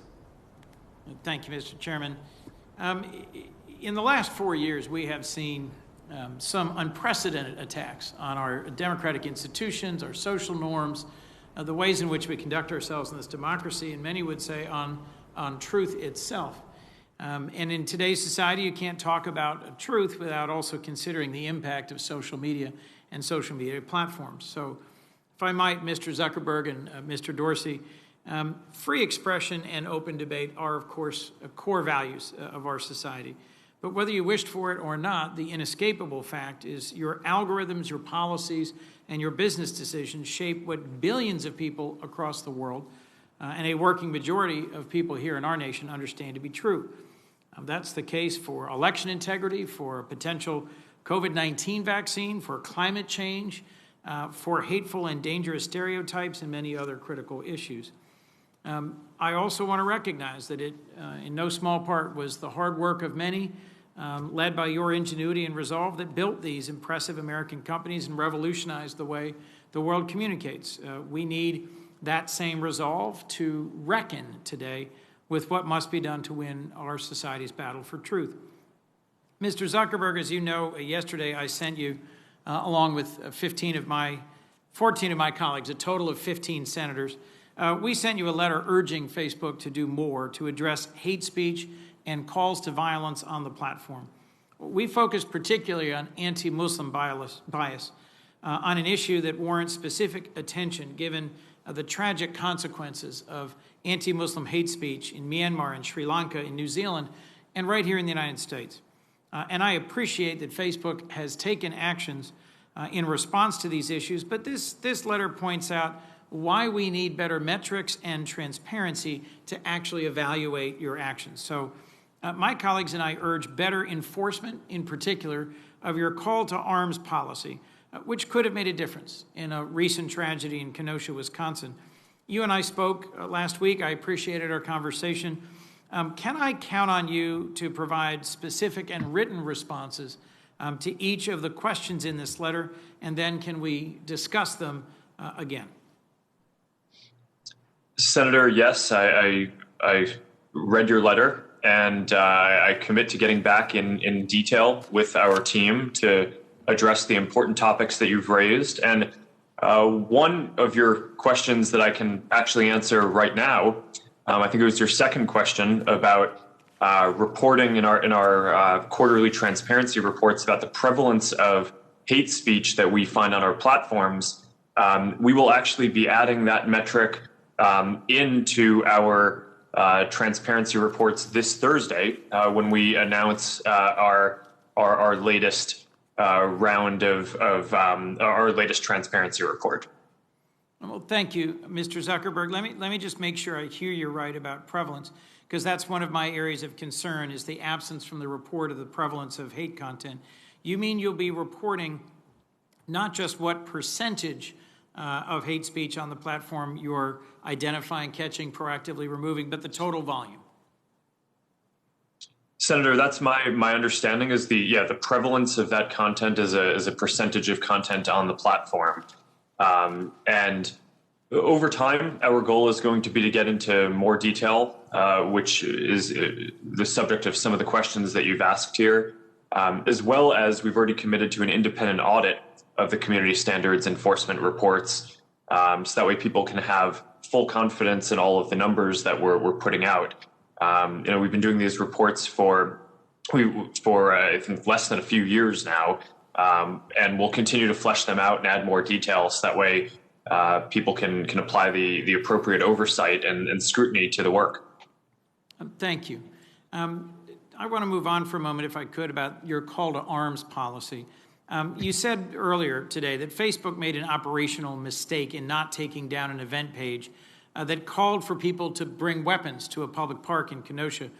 As I think we all know, there was a tragic incident of vigilantism in Kenosha where a young man brought his AR-15 from Illinois to Kenosha and ended up with 2 protesters dead and 1 injured.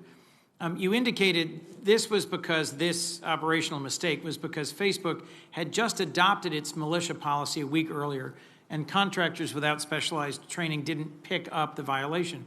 And I appreciate your frankness as to that in your answers to questions earlier today from Senator Durbin. But your response to Senator Durbin didn't mention that the event page also violated a separate call to arms policy in place for over a year that contractors aren't tasked to enforce. So I just have to ask as a follow-up, why didn't you before and also today reference the call to arms policy when reviewing what went wrong in Kenosha? Senator, my understanding is that that post did not necessarily violate that call to arms policy at the time. The call to arms policy does not prohibit anyone from saying, let's go get our guns and do something. For example, if people are organizing a hunting trip, that's obviously not going to be something that should be against the policies. But what we do on some of these policies, which I think I'm glad to get the opportunity to address this, is some of these are context specific and just require a higher level of context and expertise in the area to enforce. So we don't necessarily have all of the 35,000 reviewers assess every single one of these policies. So I can follow up in more detail if you would like on the call to arms policy and the nuance there specifically. But that's also a bit on how we operationalize these policies. Well, thank you for that answer. I do want to follow up because just facially it seemed to me that this was a violation of your own call to arms policy. But I look forward to that conversation. Mr. Dorsey, if I might, at a House Energy Committee hearing, I think it was 2 years ago, you committed to something that I was just discussing with Mr. Zuckerberg, an independent civil rights audit, but in your case of Twitter. The audit released by Facebook in July has proven invaluable to bringing sunlight to some key areas in which Facebook does need to improve. Will you follow through in your commitment and commission to this independent audit of Twitter? So we work with civil rights groups all over the country and around the world to get feedback. We're in constant conversation with them. And we do believe that being more transparent and making our transparency report a lot more robust, which today we still have some gaps, is important for any entity to audit independently of us. We believe that's important because an audit like that could take away from the work that we need to do. We'd rather provide the information in a raw format so that people can do that work. If I heard you right, you aren't going to pursue an independent civil rights audit, but you are going to continue to release data and to consult with civil rights groups. I'd welcome a more thorough answer as to in which way having an independent outside audit would actually harm your transparency efforts. I don't mean it would harm it. I mean that we want to provide enough information so that people can do this work independently of us on their own timelines. And that's where we need to make our transparency report more robust. And as I said, we have regular conversations with these groups and take feedback regularly. You do, Mr. Dorsey, have policies against deep fakes or manipulated media, against COVID-19 misinformation, against things that violate civic integrity, but you don't have a standalone climate change misinformation policy. Why not? Well, misleading information, as you are aware, is a large problem. It's hard to define it completely and cohesively. We wanted to scope our approach to start to focus on the highest severity of harm. We focused on 3 areas: manipulated media, which you mentioned, civic integrity around the election specifically, and public health specifically around COVID. We wanted to make sure that our resources that we have the greatest impact on where we believed the greatest severity of harm is going to be. Our policies are living documents. They will evolve. We will add to them.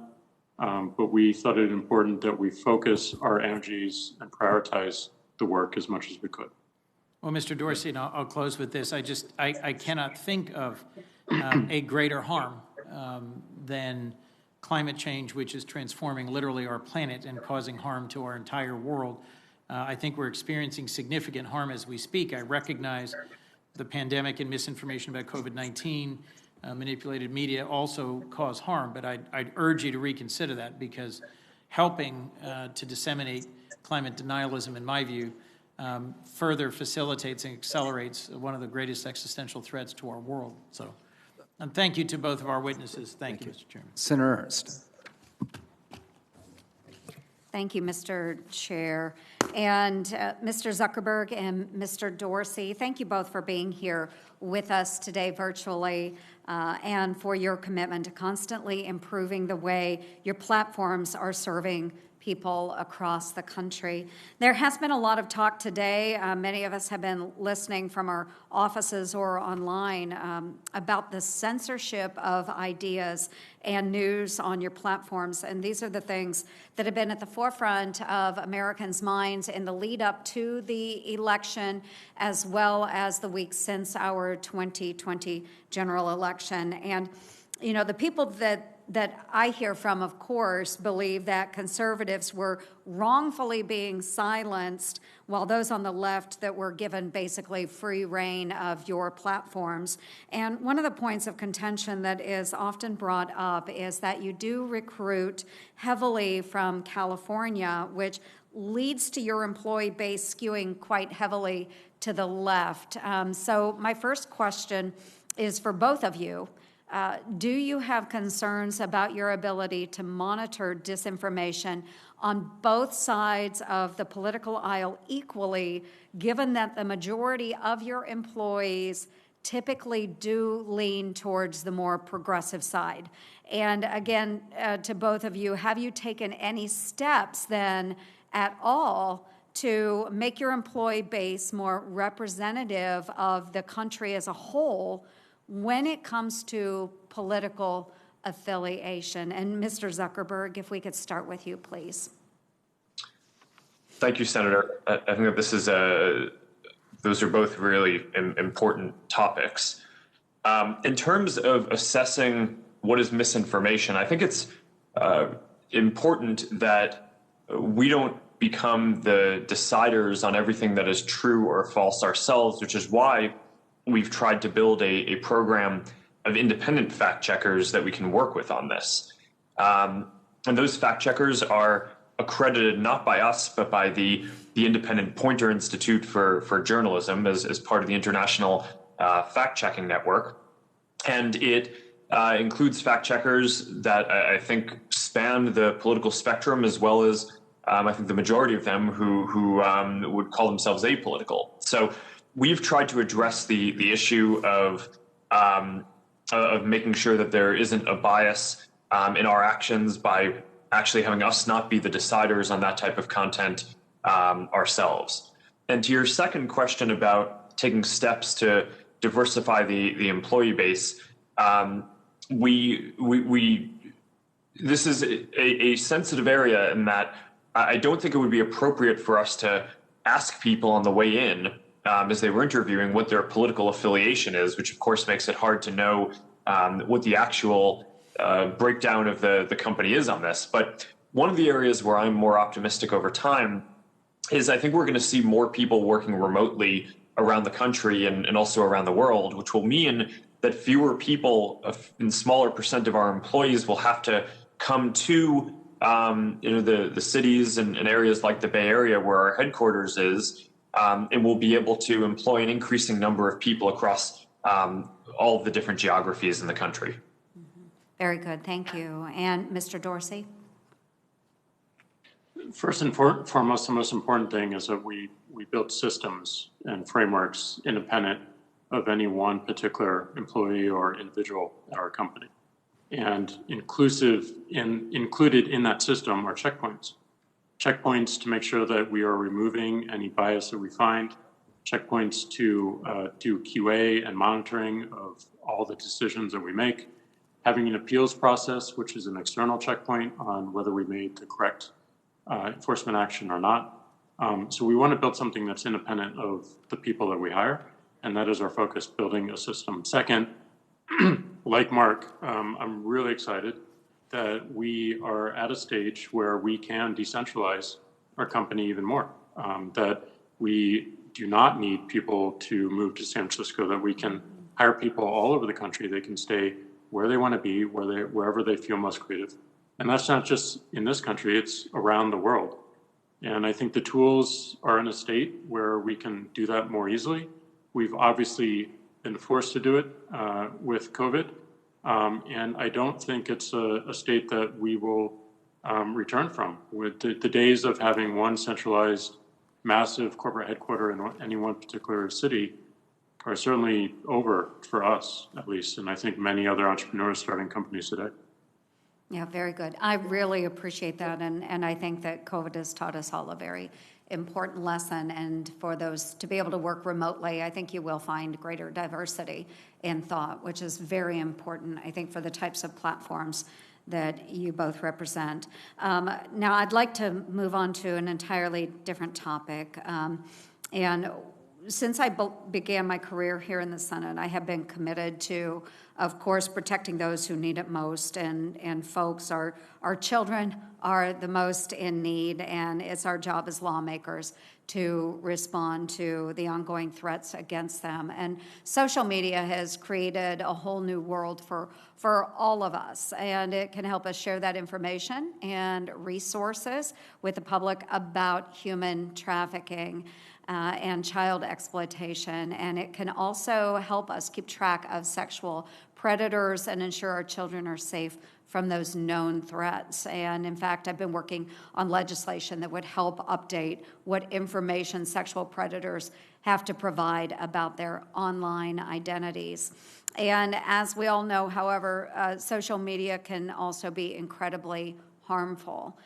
Child sexual abuse material, CSAM, is present on nearly every single social media platform that exists. And in such polarized times, I am grateful that it is this subject that we do find, it doesn't matter if you're on the left or the right, we can come together to find solutions for this issue. And Mr. Zuckerberg, I know that you and I touched upon this briefly last week when we spoke over the phone, and I do hope, Mr. Dorsey, that you also share Mr. Zuckerberg's commitment to fighting these types of issues on your platforms.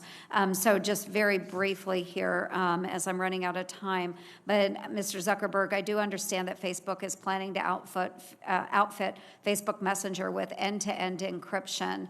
And how do you hope to prevent the dissemination of child sexual abuse material if neither law enforcement nor you can access that messenger data? Is there some sort of apparatus that you will have in place that can help law enforcement with those situations? And then Mr. Dorsey, will go to you next as well.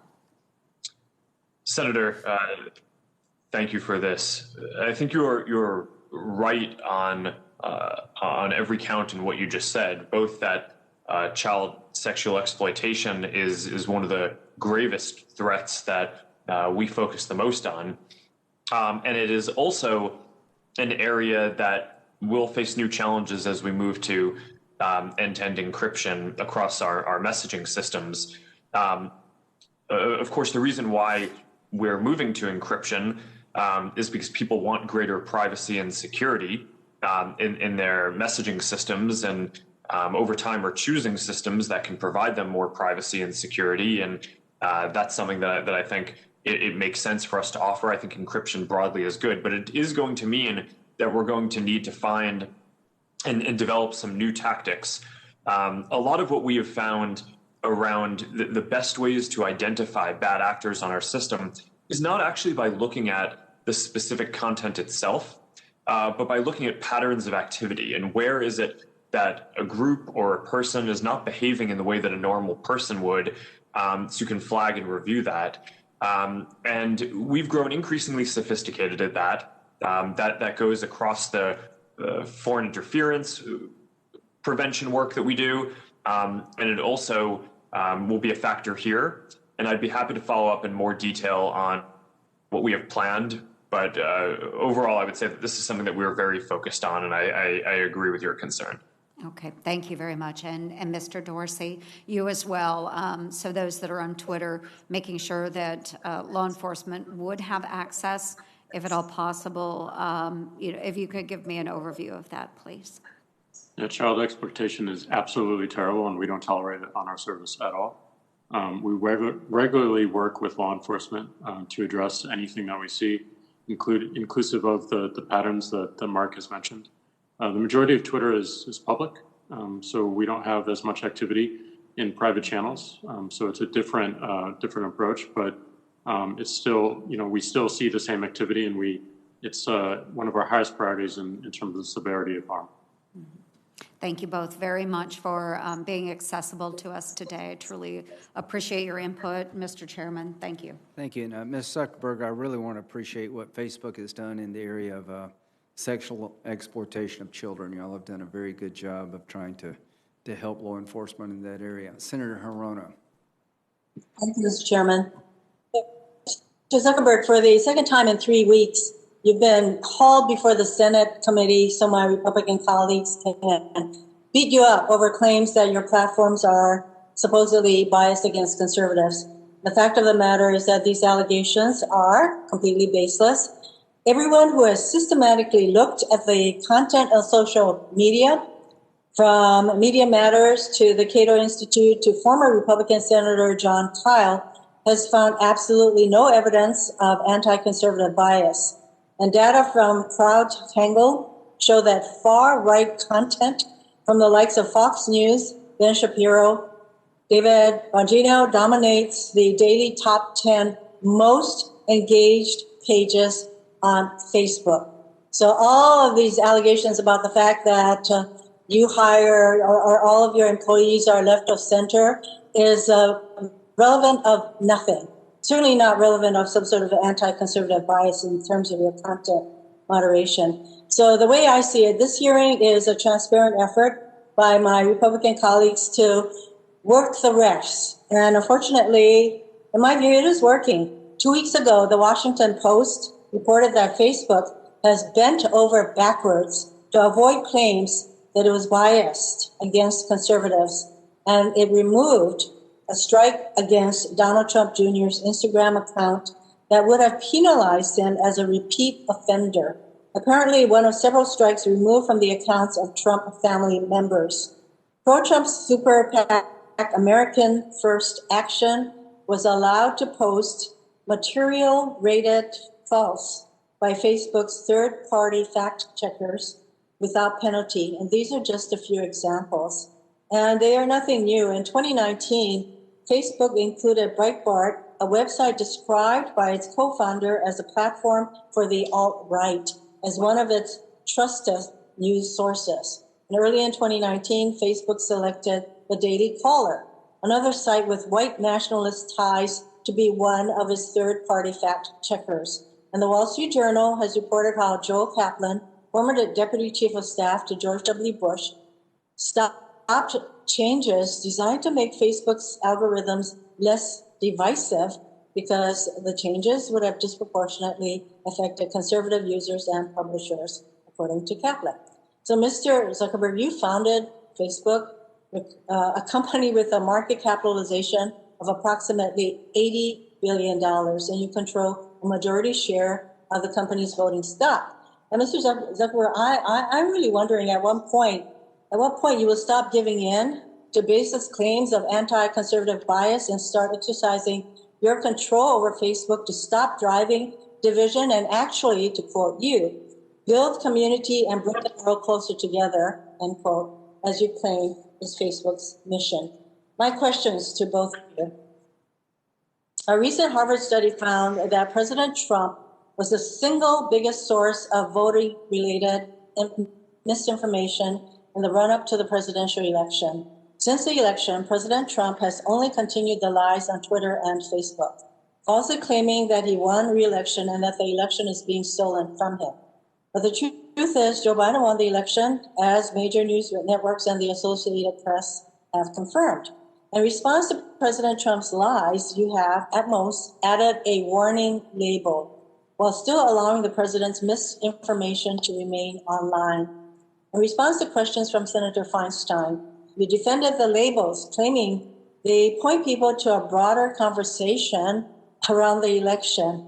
I have serious questions about the effectiveness of these labels, particularly since President Trump and his allies continue to spread their lies. For both of you, what evidence do you have that these labels are effective in addressing President Trump's lies? Response, please. So, and I think Mark mentioned this earlier as well, we are doing a retrospective on the effectiveness of all of our actions through the election. We believe the labels point to, as you said, a broader conversation that people can see what's happening with the election and with the results. We don't want to put ourselves in a position of calling an election. That is not our job. So we're pointing to sources and pillars that have traditionally done this in the past, and that is the intention of the policy. That's the intention of the labeling system. Mr. Zuckerberg? Senator, we view the additional context that we put on posts as part of an overall response and effort to make sure that people have reliable information about the election. So we don't expect that it's just going to be when people are seeing a post that may be casting doubt on a legitimate form of voting or may have misinformation that we can correct and help people understand how they could really vote, for example. So that's why we put the Voter Information Center prominently on the top of Facebook and Instagram for months leading up to the election and kept it up afterwards so people can see reporting on the results. As I mentioned in my opening statement, 140 million Americans visited that. I think this was the largest voting information campaign in the history of our country. So I think when taken together, these actions were quite strong of an effort to communicate accurate and reliable information to people at the times when they needed it about how they could vote in the election, encouraging them to vote, having confidence in the election system, knowing who and when the election had been called. It's just part of an overall system. My time is running out, and so all of the information, the actual information, voter information you provide, that is good. But we're talking about all of these misinformation, actually outright lies that are put out by the president, and you have these labels. And I really have questions as to whether or not this kind of labeling, and I'm glad that at least Mr. Dorsey is determining whether these labels do anything to actually create a larger framework for discussion. I really seriously consider, doubt whether that's actually happening.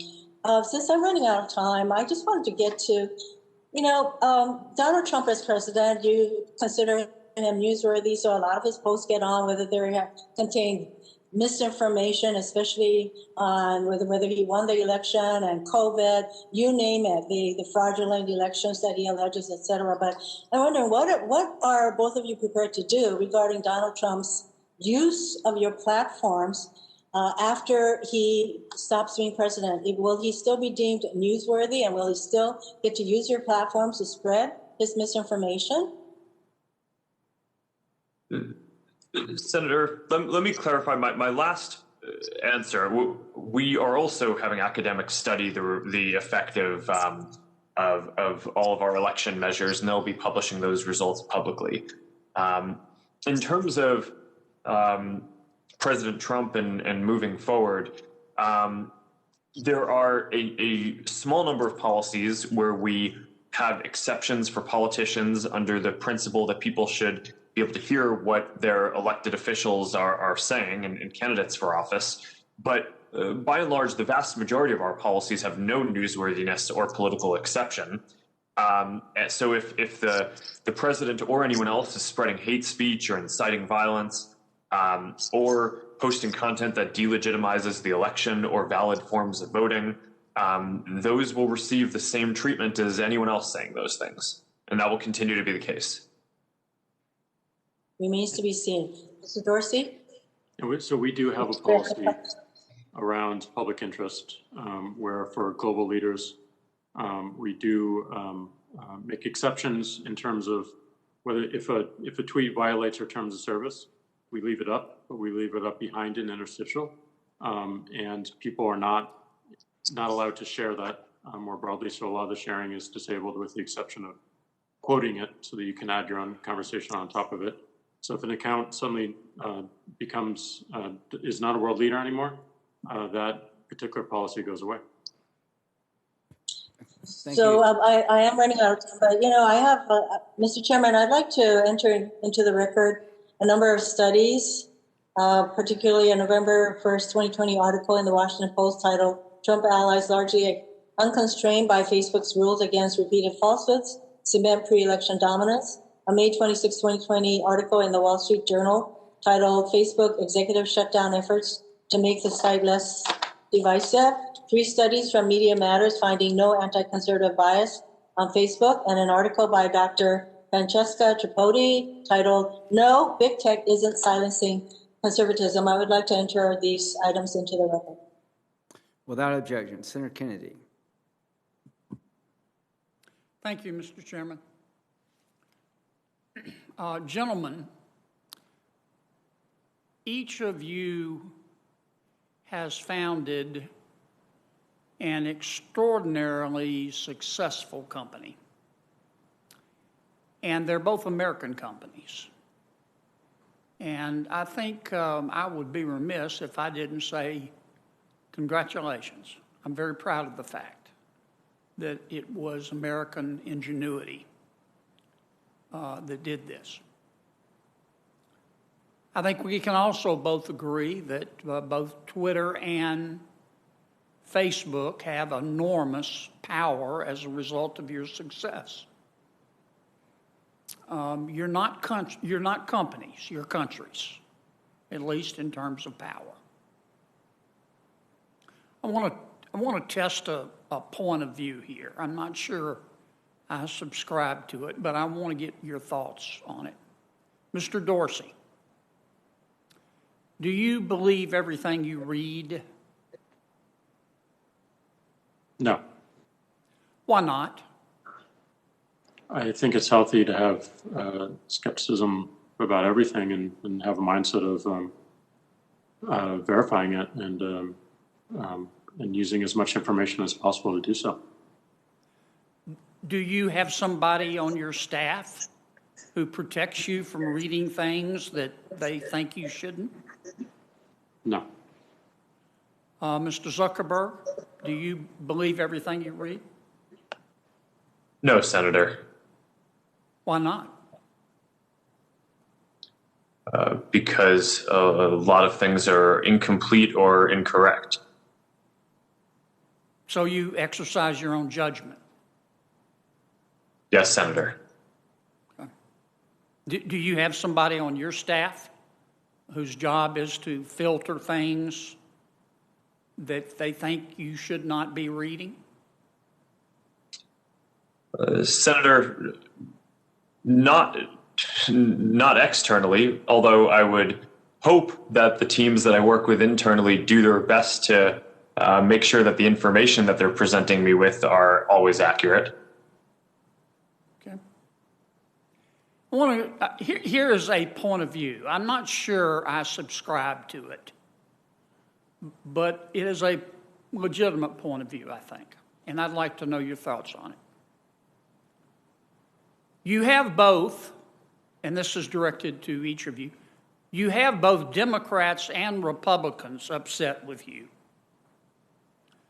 The Democrats are upset with you, this point of view holds, because they want you to publish. I'm not using that word as a term of art or science here with any special meanings.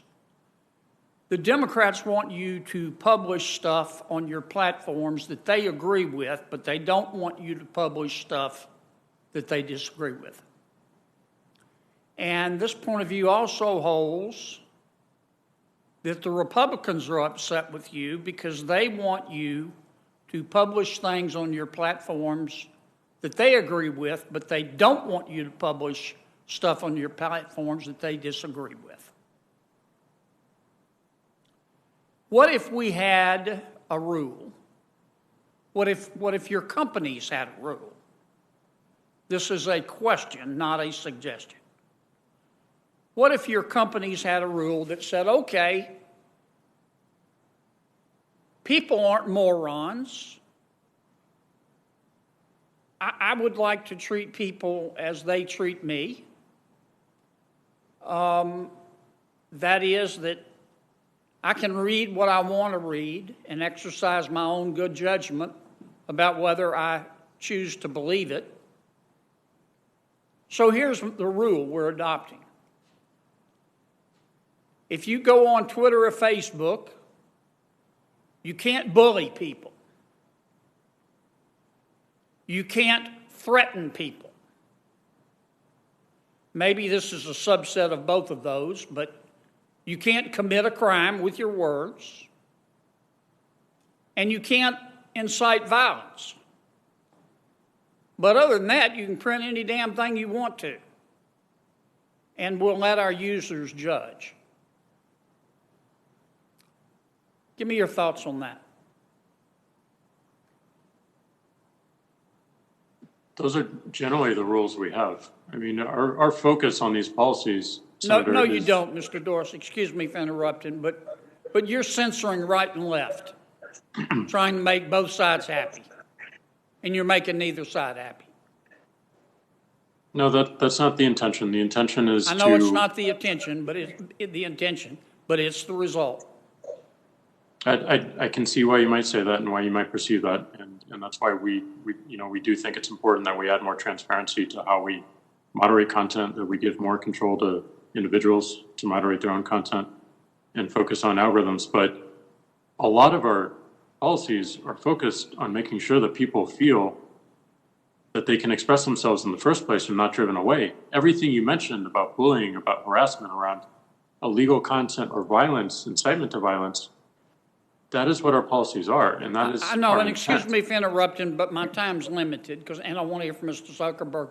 But you're not just doing that. You started to censor content. Why not have both Mr. Biden and Mr. Trump able to say whatever they want to on your platform? Mr. Zuckerberg, so long as they don't threaten, bully, incite violence, commit a crime.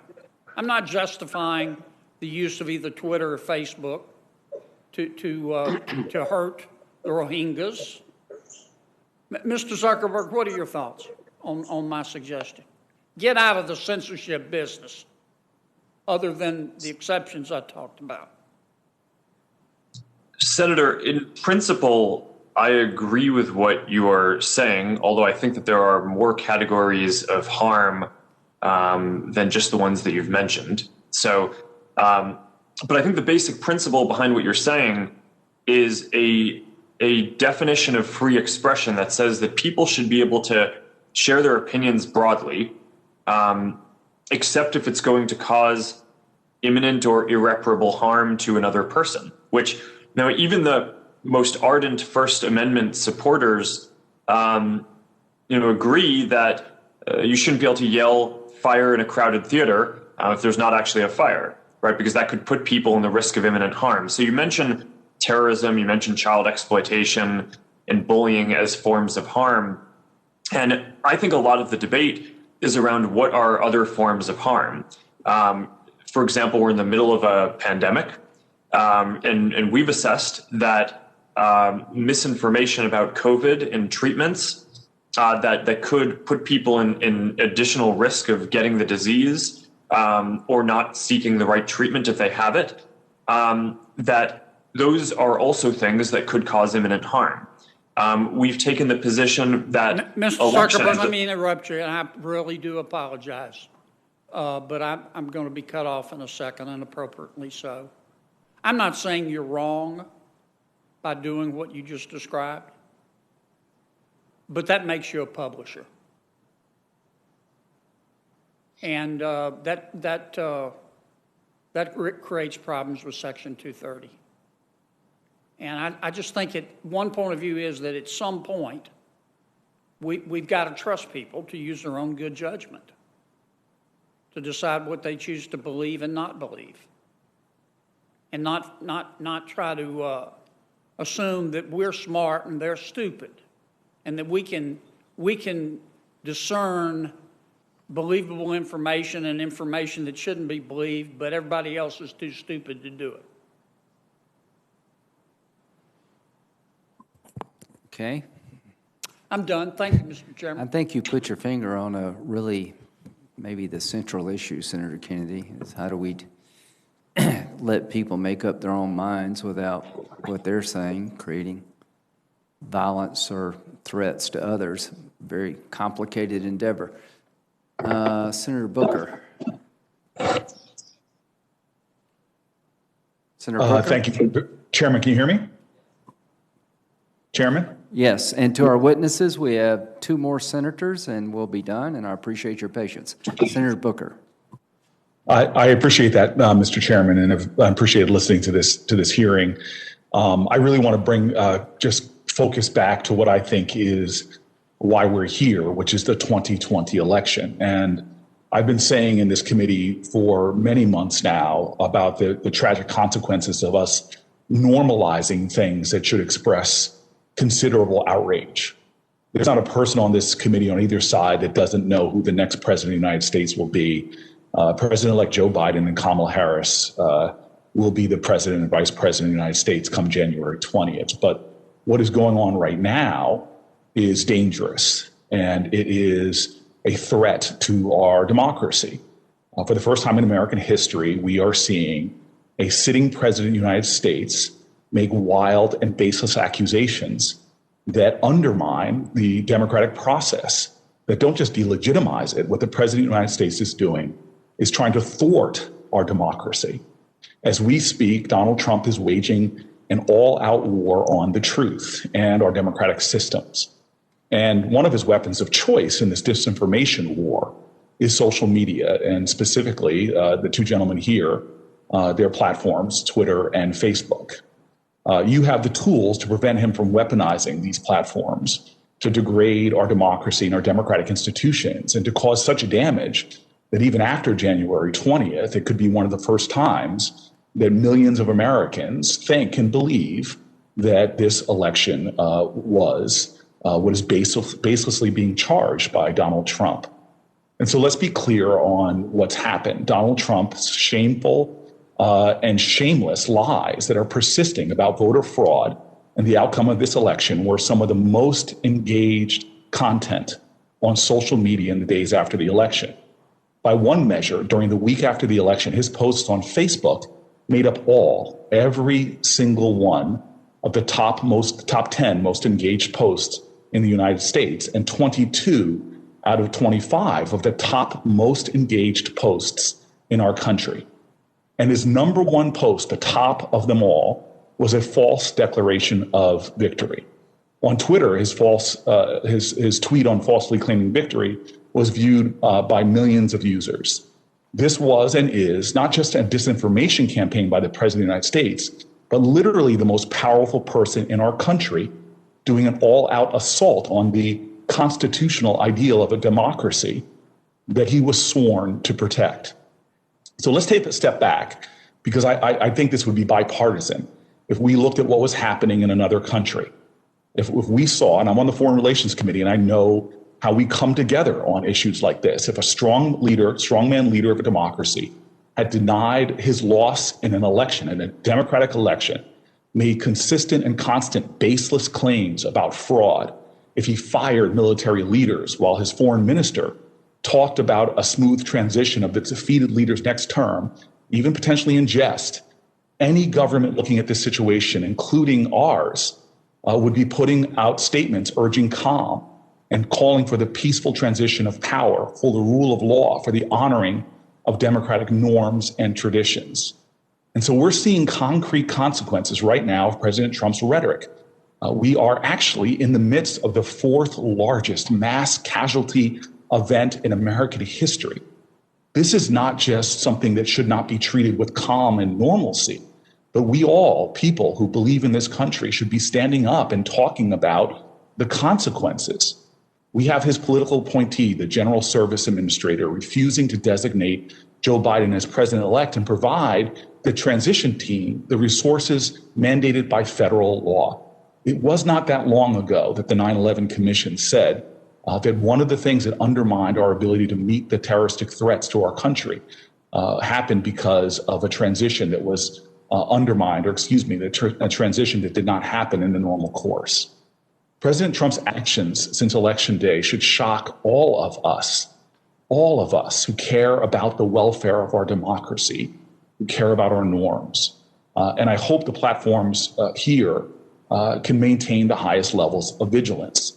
And so to the gentleman before us today, I'd like to ask specifically, have you taken any steps to modify your platform's algorithms to ensure that blatantly false election disinformation posted by election officials, and specifically the most powerful person in the United States, Donald Trump, isn't amplified, that his posts that might get a lot of interactions that are dead wrong don't somehow get boosted by your algorithms?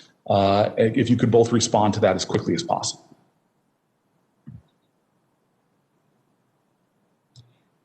Senator, I'll go first, and I share your concern on this, and I think it's unfortunate that we had to put in place a policy around premature or false declarations of victory, but we had to do that, and we anticipated this back in September when we put the policy in place. And a lot of what we're trying to do is help distribute reliable information, which we attach both to posts on the topic by President Trump or any of the other candidates or elected officials who are talking on the subject. But more importantly, we put that reliable information, including about election results, at the top of Facebook and Instagram for everyone to see. And that supersedes what the algorithm or what newsfeed chooses to show. I appreciate that. I just like to get Jack's, this is information I know. Jack, if you want to just respond on the algorithm, excuse me, Mr. Dorsey, do you want to respond about the algorithms too? Do you have specific measures that you're taking to prevent your algorithms from boosting false content? Yeah, so many of the labels did change how the algorithms amplify content. And then, President Trump right now is spreading dangerous misinformation about our electoral process. It's going on right now.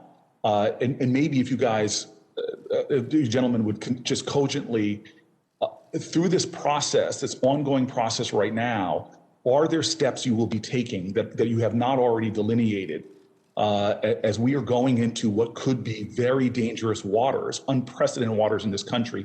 Is there any additional steps that you will be taking right now in the coming days or weeks to stop the further amplification and undermining of our democracy? We are heading potentially, depending upon the behavior of a president who's shown himself to be erratic. Are there steps that you are prepared to take in the coming days and weeks to address this misinformation that we are seeing is coming in an unrelenting manner?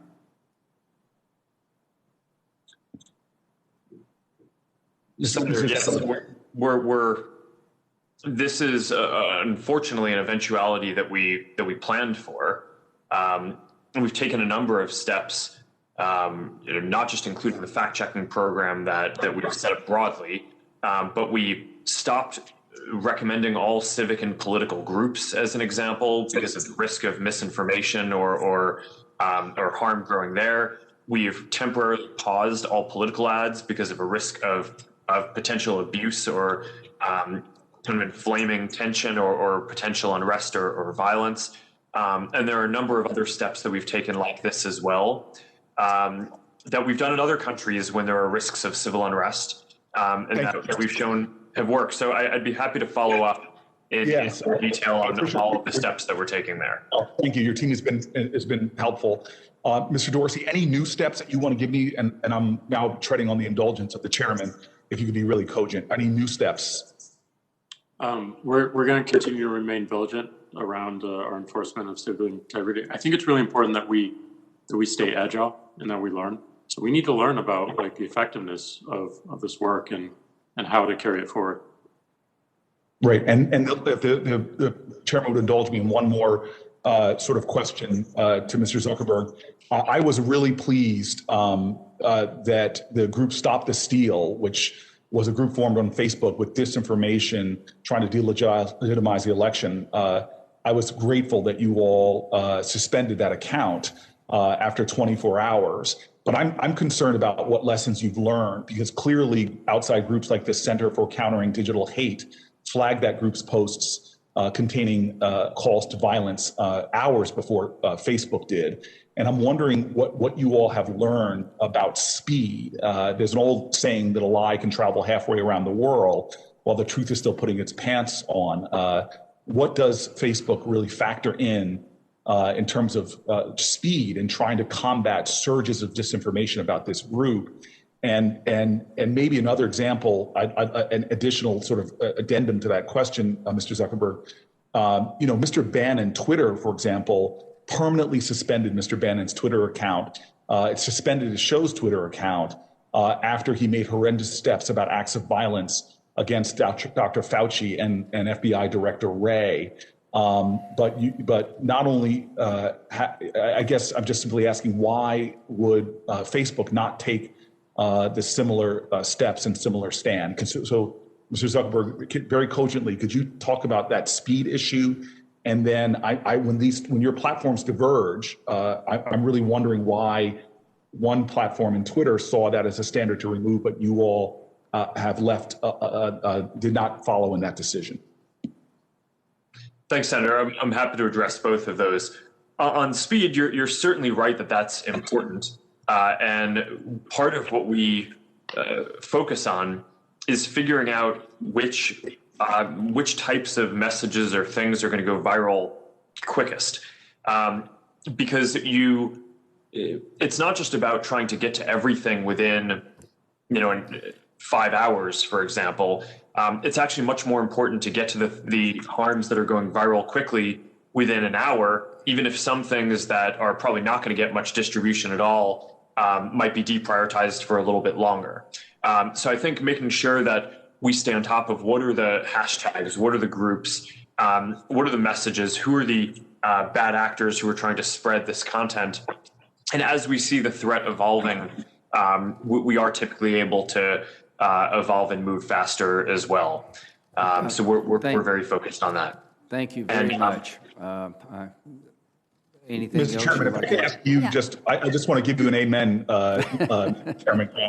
The second part of that question, I'd love to get on the record, but I just want to say to you, you mentioned earlier, and I know you said that Chairman Graham will be chairman again, but I think you really said something really important earlier about the effects of social media platforms on our kids. I can cite many studies, like the University of Pittsburgh, who said that kids are on social media have about twice the rates of eating disorders and image concerns. I just would really say, and I know that two gentlemen there would welcome the opportunity to come and discuss that perhaps with other experts, but there's something really going on in terms of the self-esteem, well-being, and even flourishing of our children who are deeply affected by these platforms. Whether you want to use a technical term like addiction or not, there's enough evidence that these platforms and children's engagement on them is causing heightened levels of a sort of a deleterious effect on their well-being. And I'd love it if we could do such a hearing sometime soon. We will follow up into the Every Patient Senator Blackburn. Thank you very much. Thank you, Mr. Chairman. Last but certainly not least. That is correct, and I appreciate that. And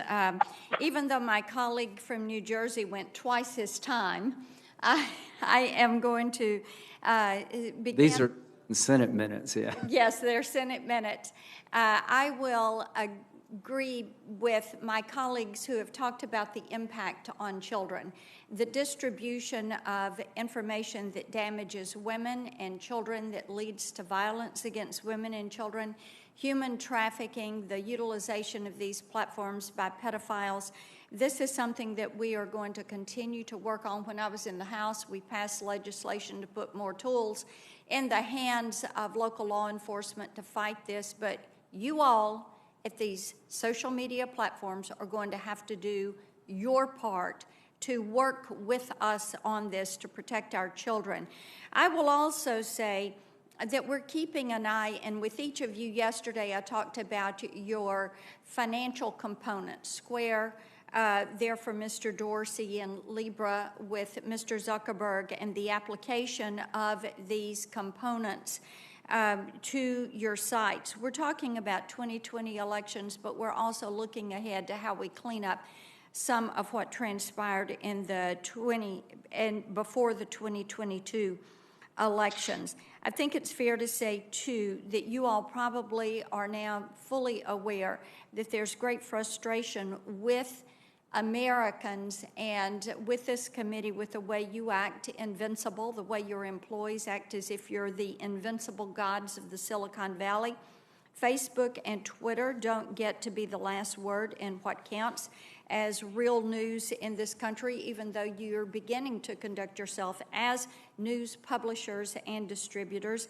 My colleagues and I have asked you all repeatedly through the years for greater transparency and to accept responsibility. You've chosen to do neither, so it is going to be up to us to change existing law and to hold you to account on behalf of the American people.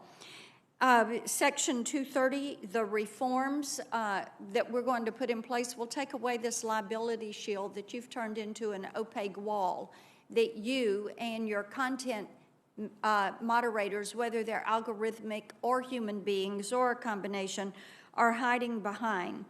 And the Online Freedom and Viewpoint Diversity Act, I thank Chairman Graham and Chairman Wicker for working with me on this. This is set up for a markup in this committee on Thursday. And Mr. Zuckerberg, you were stating earlier that we needed to put some definition in place. We're going to do that.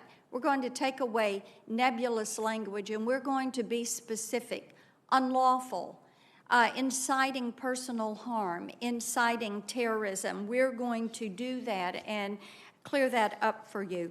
Mr. Zuckerberg, Facebook is more like a government than a traditional company, is a statement that you have made. There's a lot of power in that for you. So yes or no on a couple of questions here. Does Facebook routinely censor a user's account at the behest of a foreign government? Yes or no? Senator, I'm not sure if there's anything in particular you're referring to, but in general, we there is something in particular that I'm referring to, and I'll answer it. Yes, you've done that. You have 60 million users in Vietnam.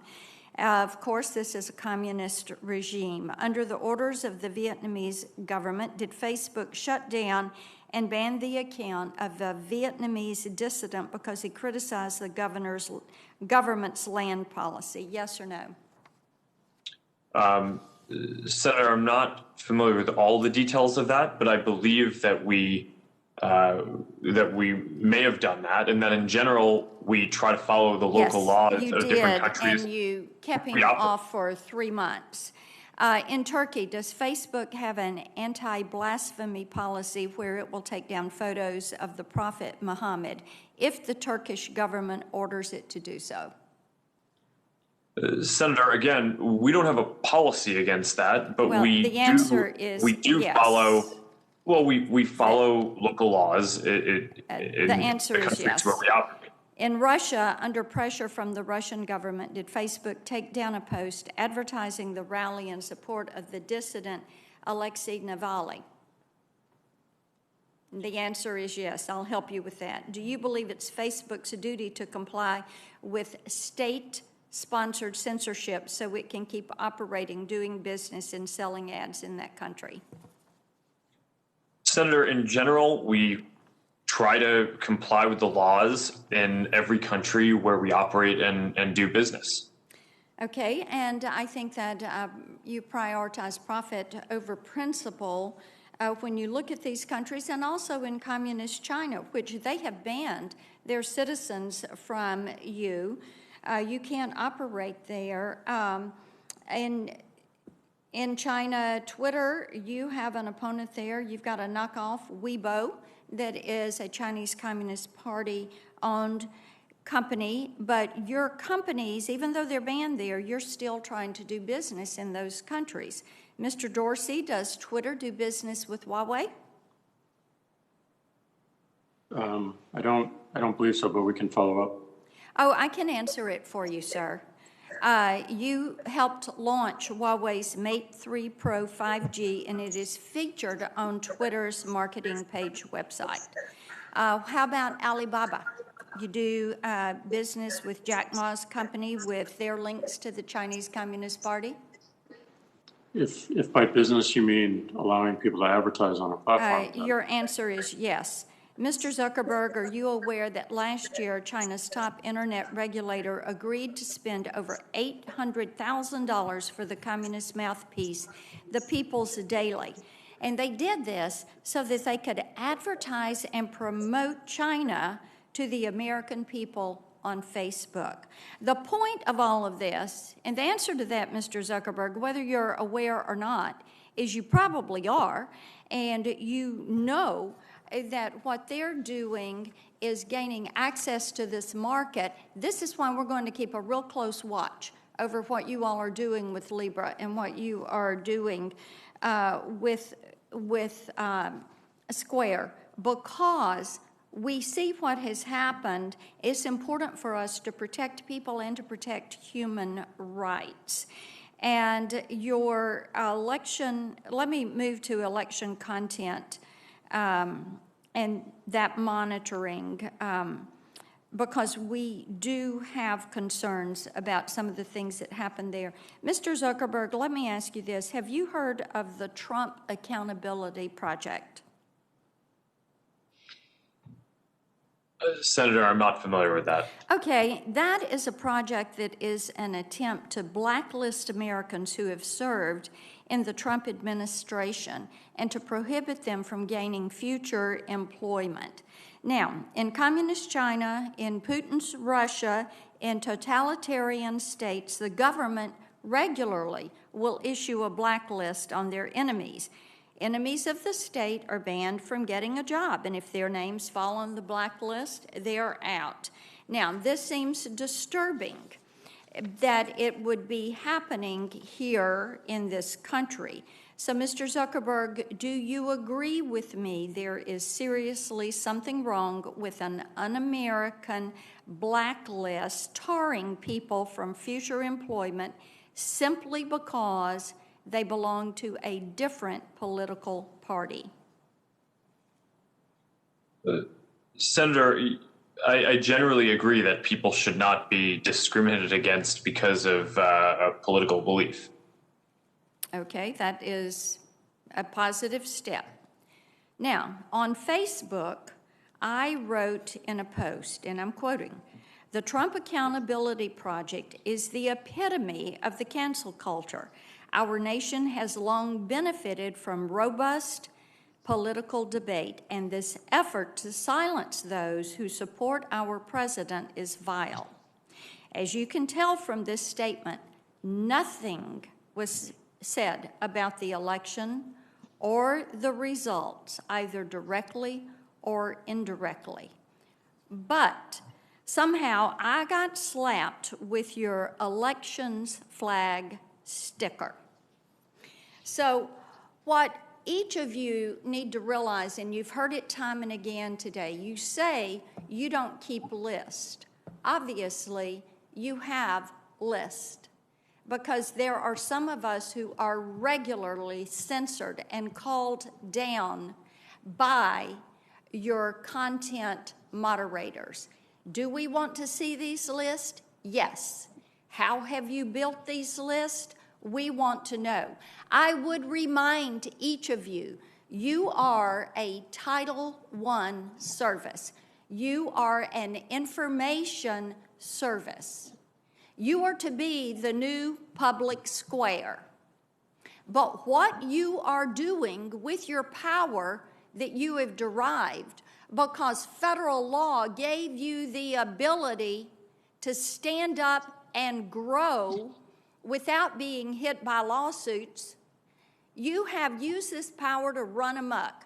You have used it to silence conservatives. You have used it to build your list. You have used this power to act like you hold all the power, that you can make these decisions. You have driven this cancel culture because you have not called to account your moderators. You have refused to take responsibility for your employees and their actions, so thereby reining you in on the issues of privacy, data security, content moderation, liability protections, defining who is a publisher in the virtual space.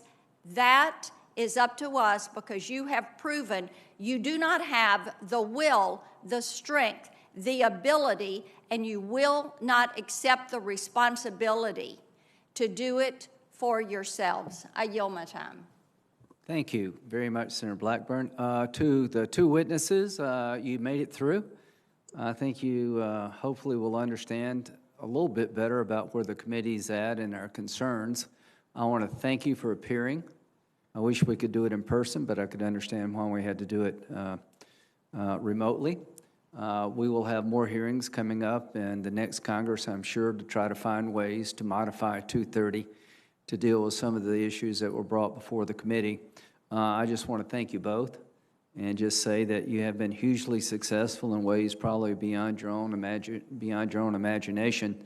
And we've got problems around your platforms that have to be dealt with, and we will do it hopefully collaboratively. The bottom line is we want to make these platforms better. We want to continue to grow this part of our society responsibly. And right now, without regulation or without lawsuit, is pretty much becoming the Wild Wild West. And I appreciate both of you for being willing to try to find ways to come up with systems that will ensure more transparency, more choice, and more confidence. And Mr. Chairman? Yes, sir. If I may just add my thanks to the witnesses and also to you for having this hearing. I think there's one certainty here, which is that Mr. Zuckerberg and Mr. Dorsey will be back. They will be back in the next session of Congress. I hope that joining them will be Google and Amazon and others who should be held similarly accountable. And to these two companies, thank you for stepping up to the plate, and the other companies, you need to be here also. And I again, thank them, and we need to have greater accountability by reducing the shield. It's now nearly complete, and I want to thank you, Senator Graham, for working with me on the Internet Act. A number of our colleagues have raised the problem of child sexual abuse material. Best way to counter it is to act. If we really are serious about all this rhetoric and the jumble of grievances that we've heard, let's begin the journey with a single step. We can do it through the Internet Act. It's on the floor of the United States Senate, having been reported unanimously out of this committee. Let's have a vote. Agree. Change is going to come. Thank you. The hearing is adjourned.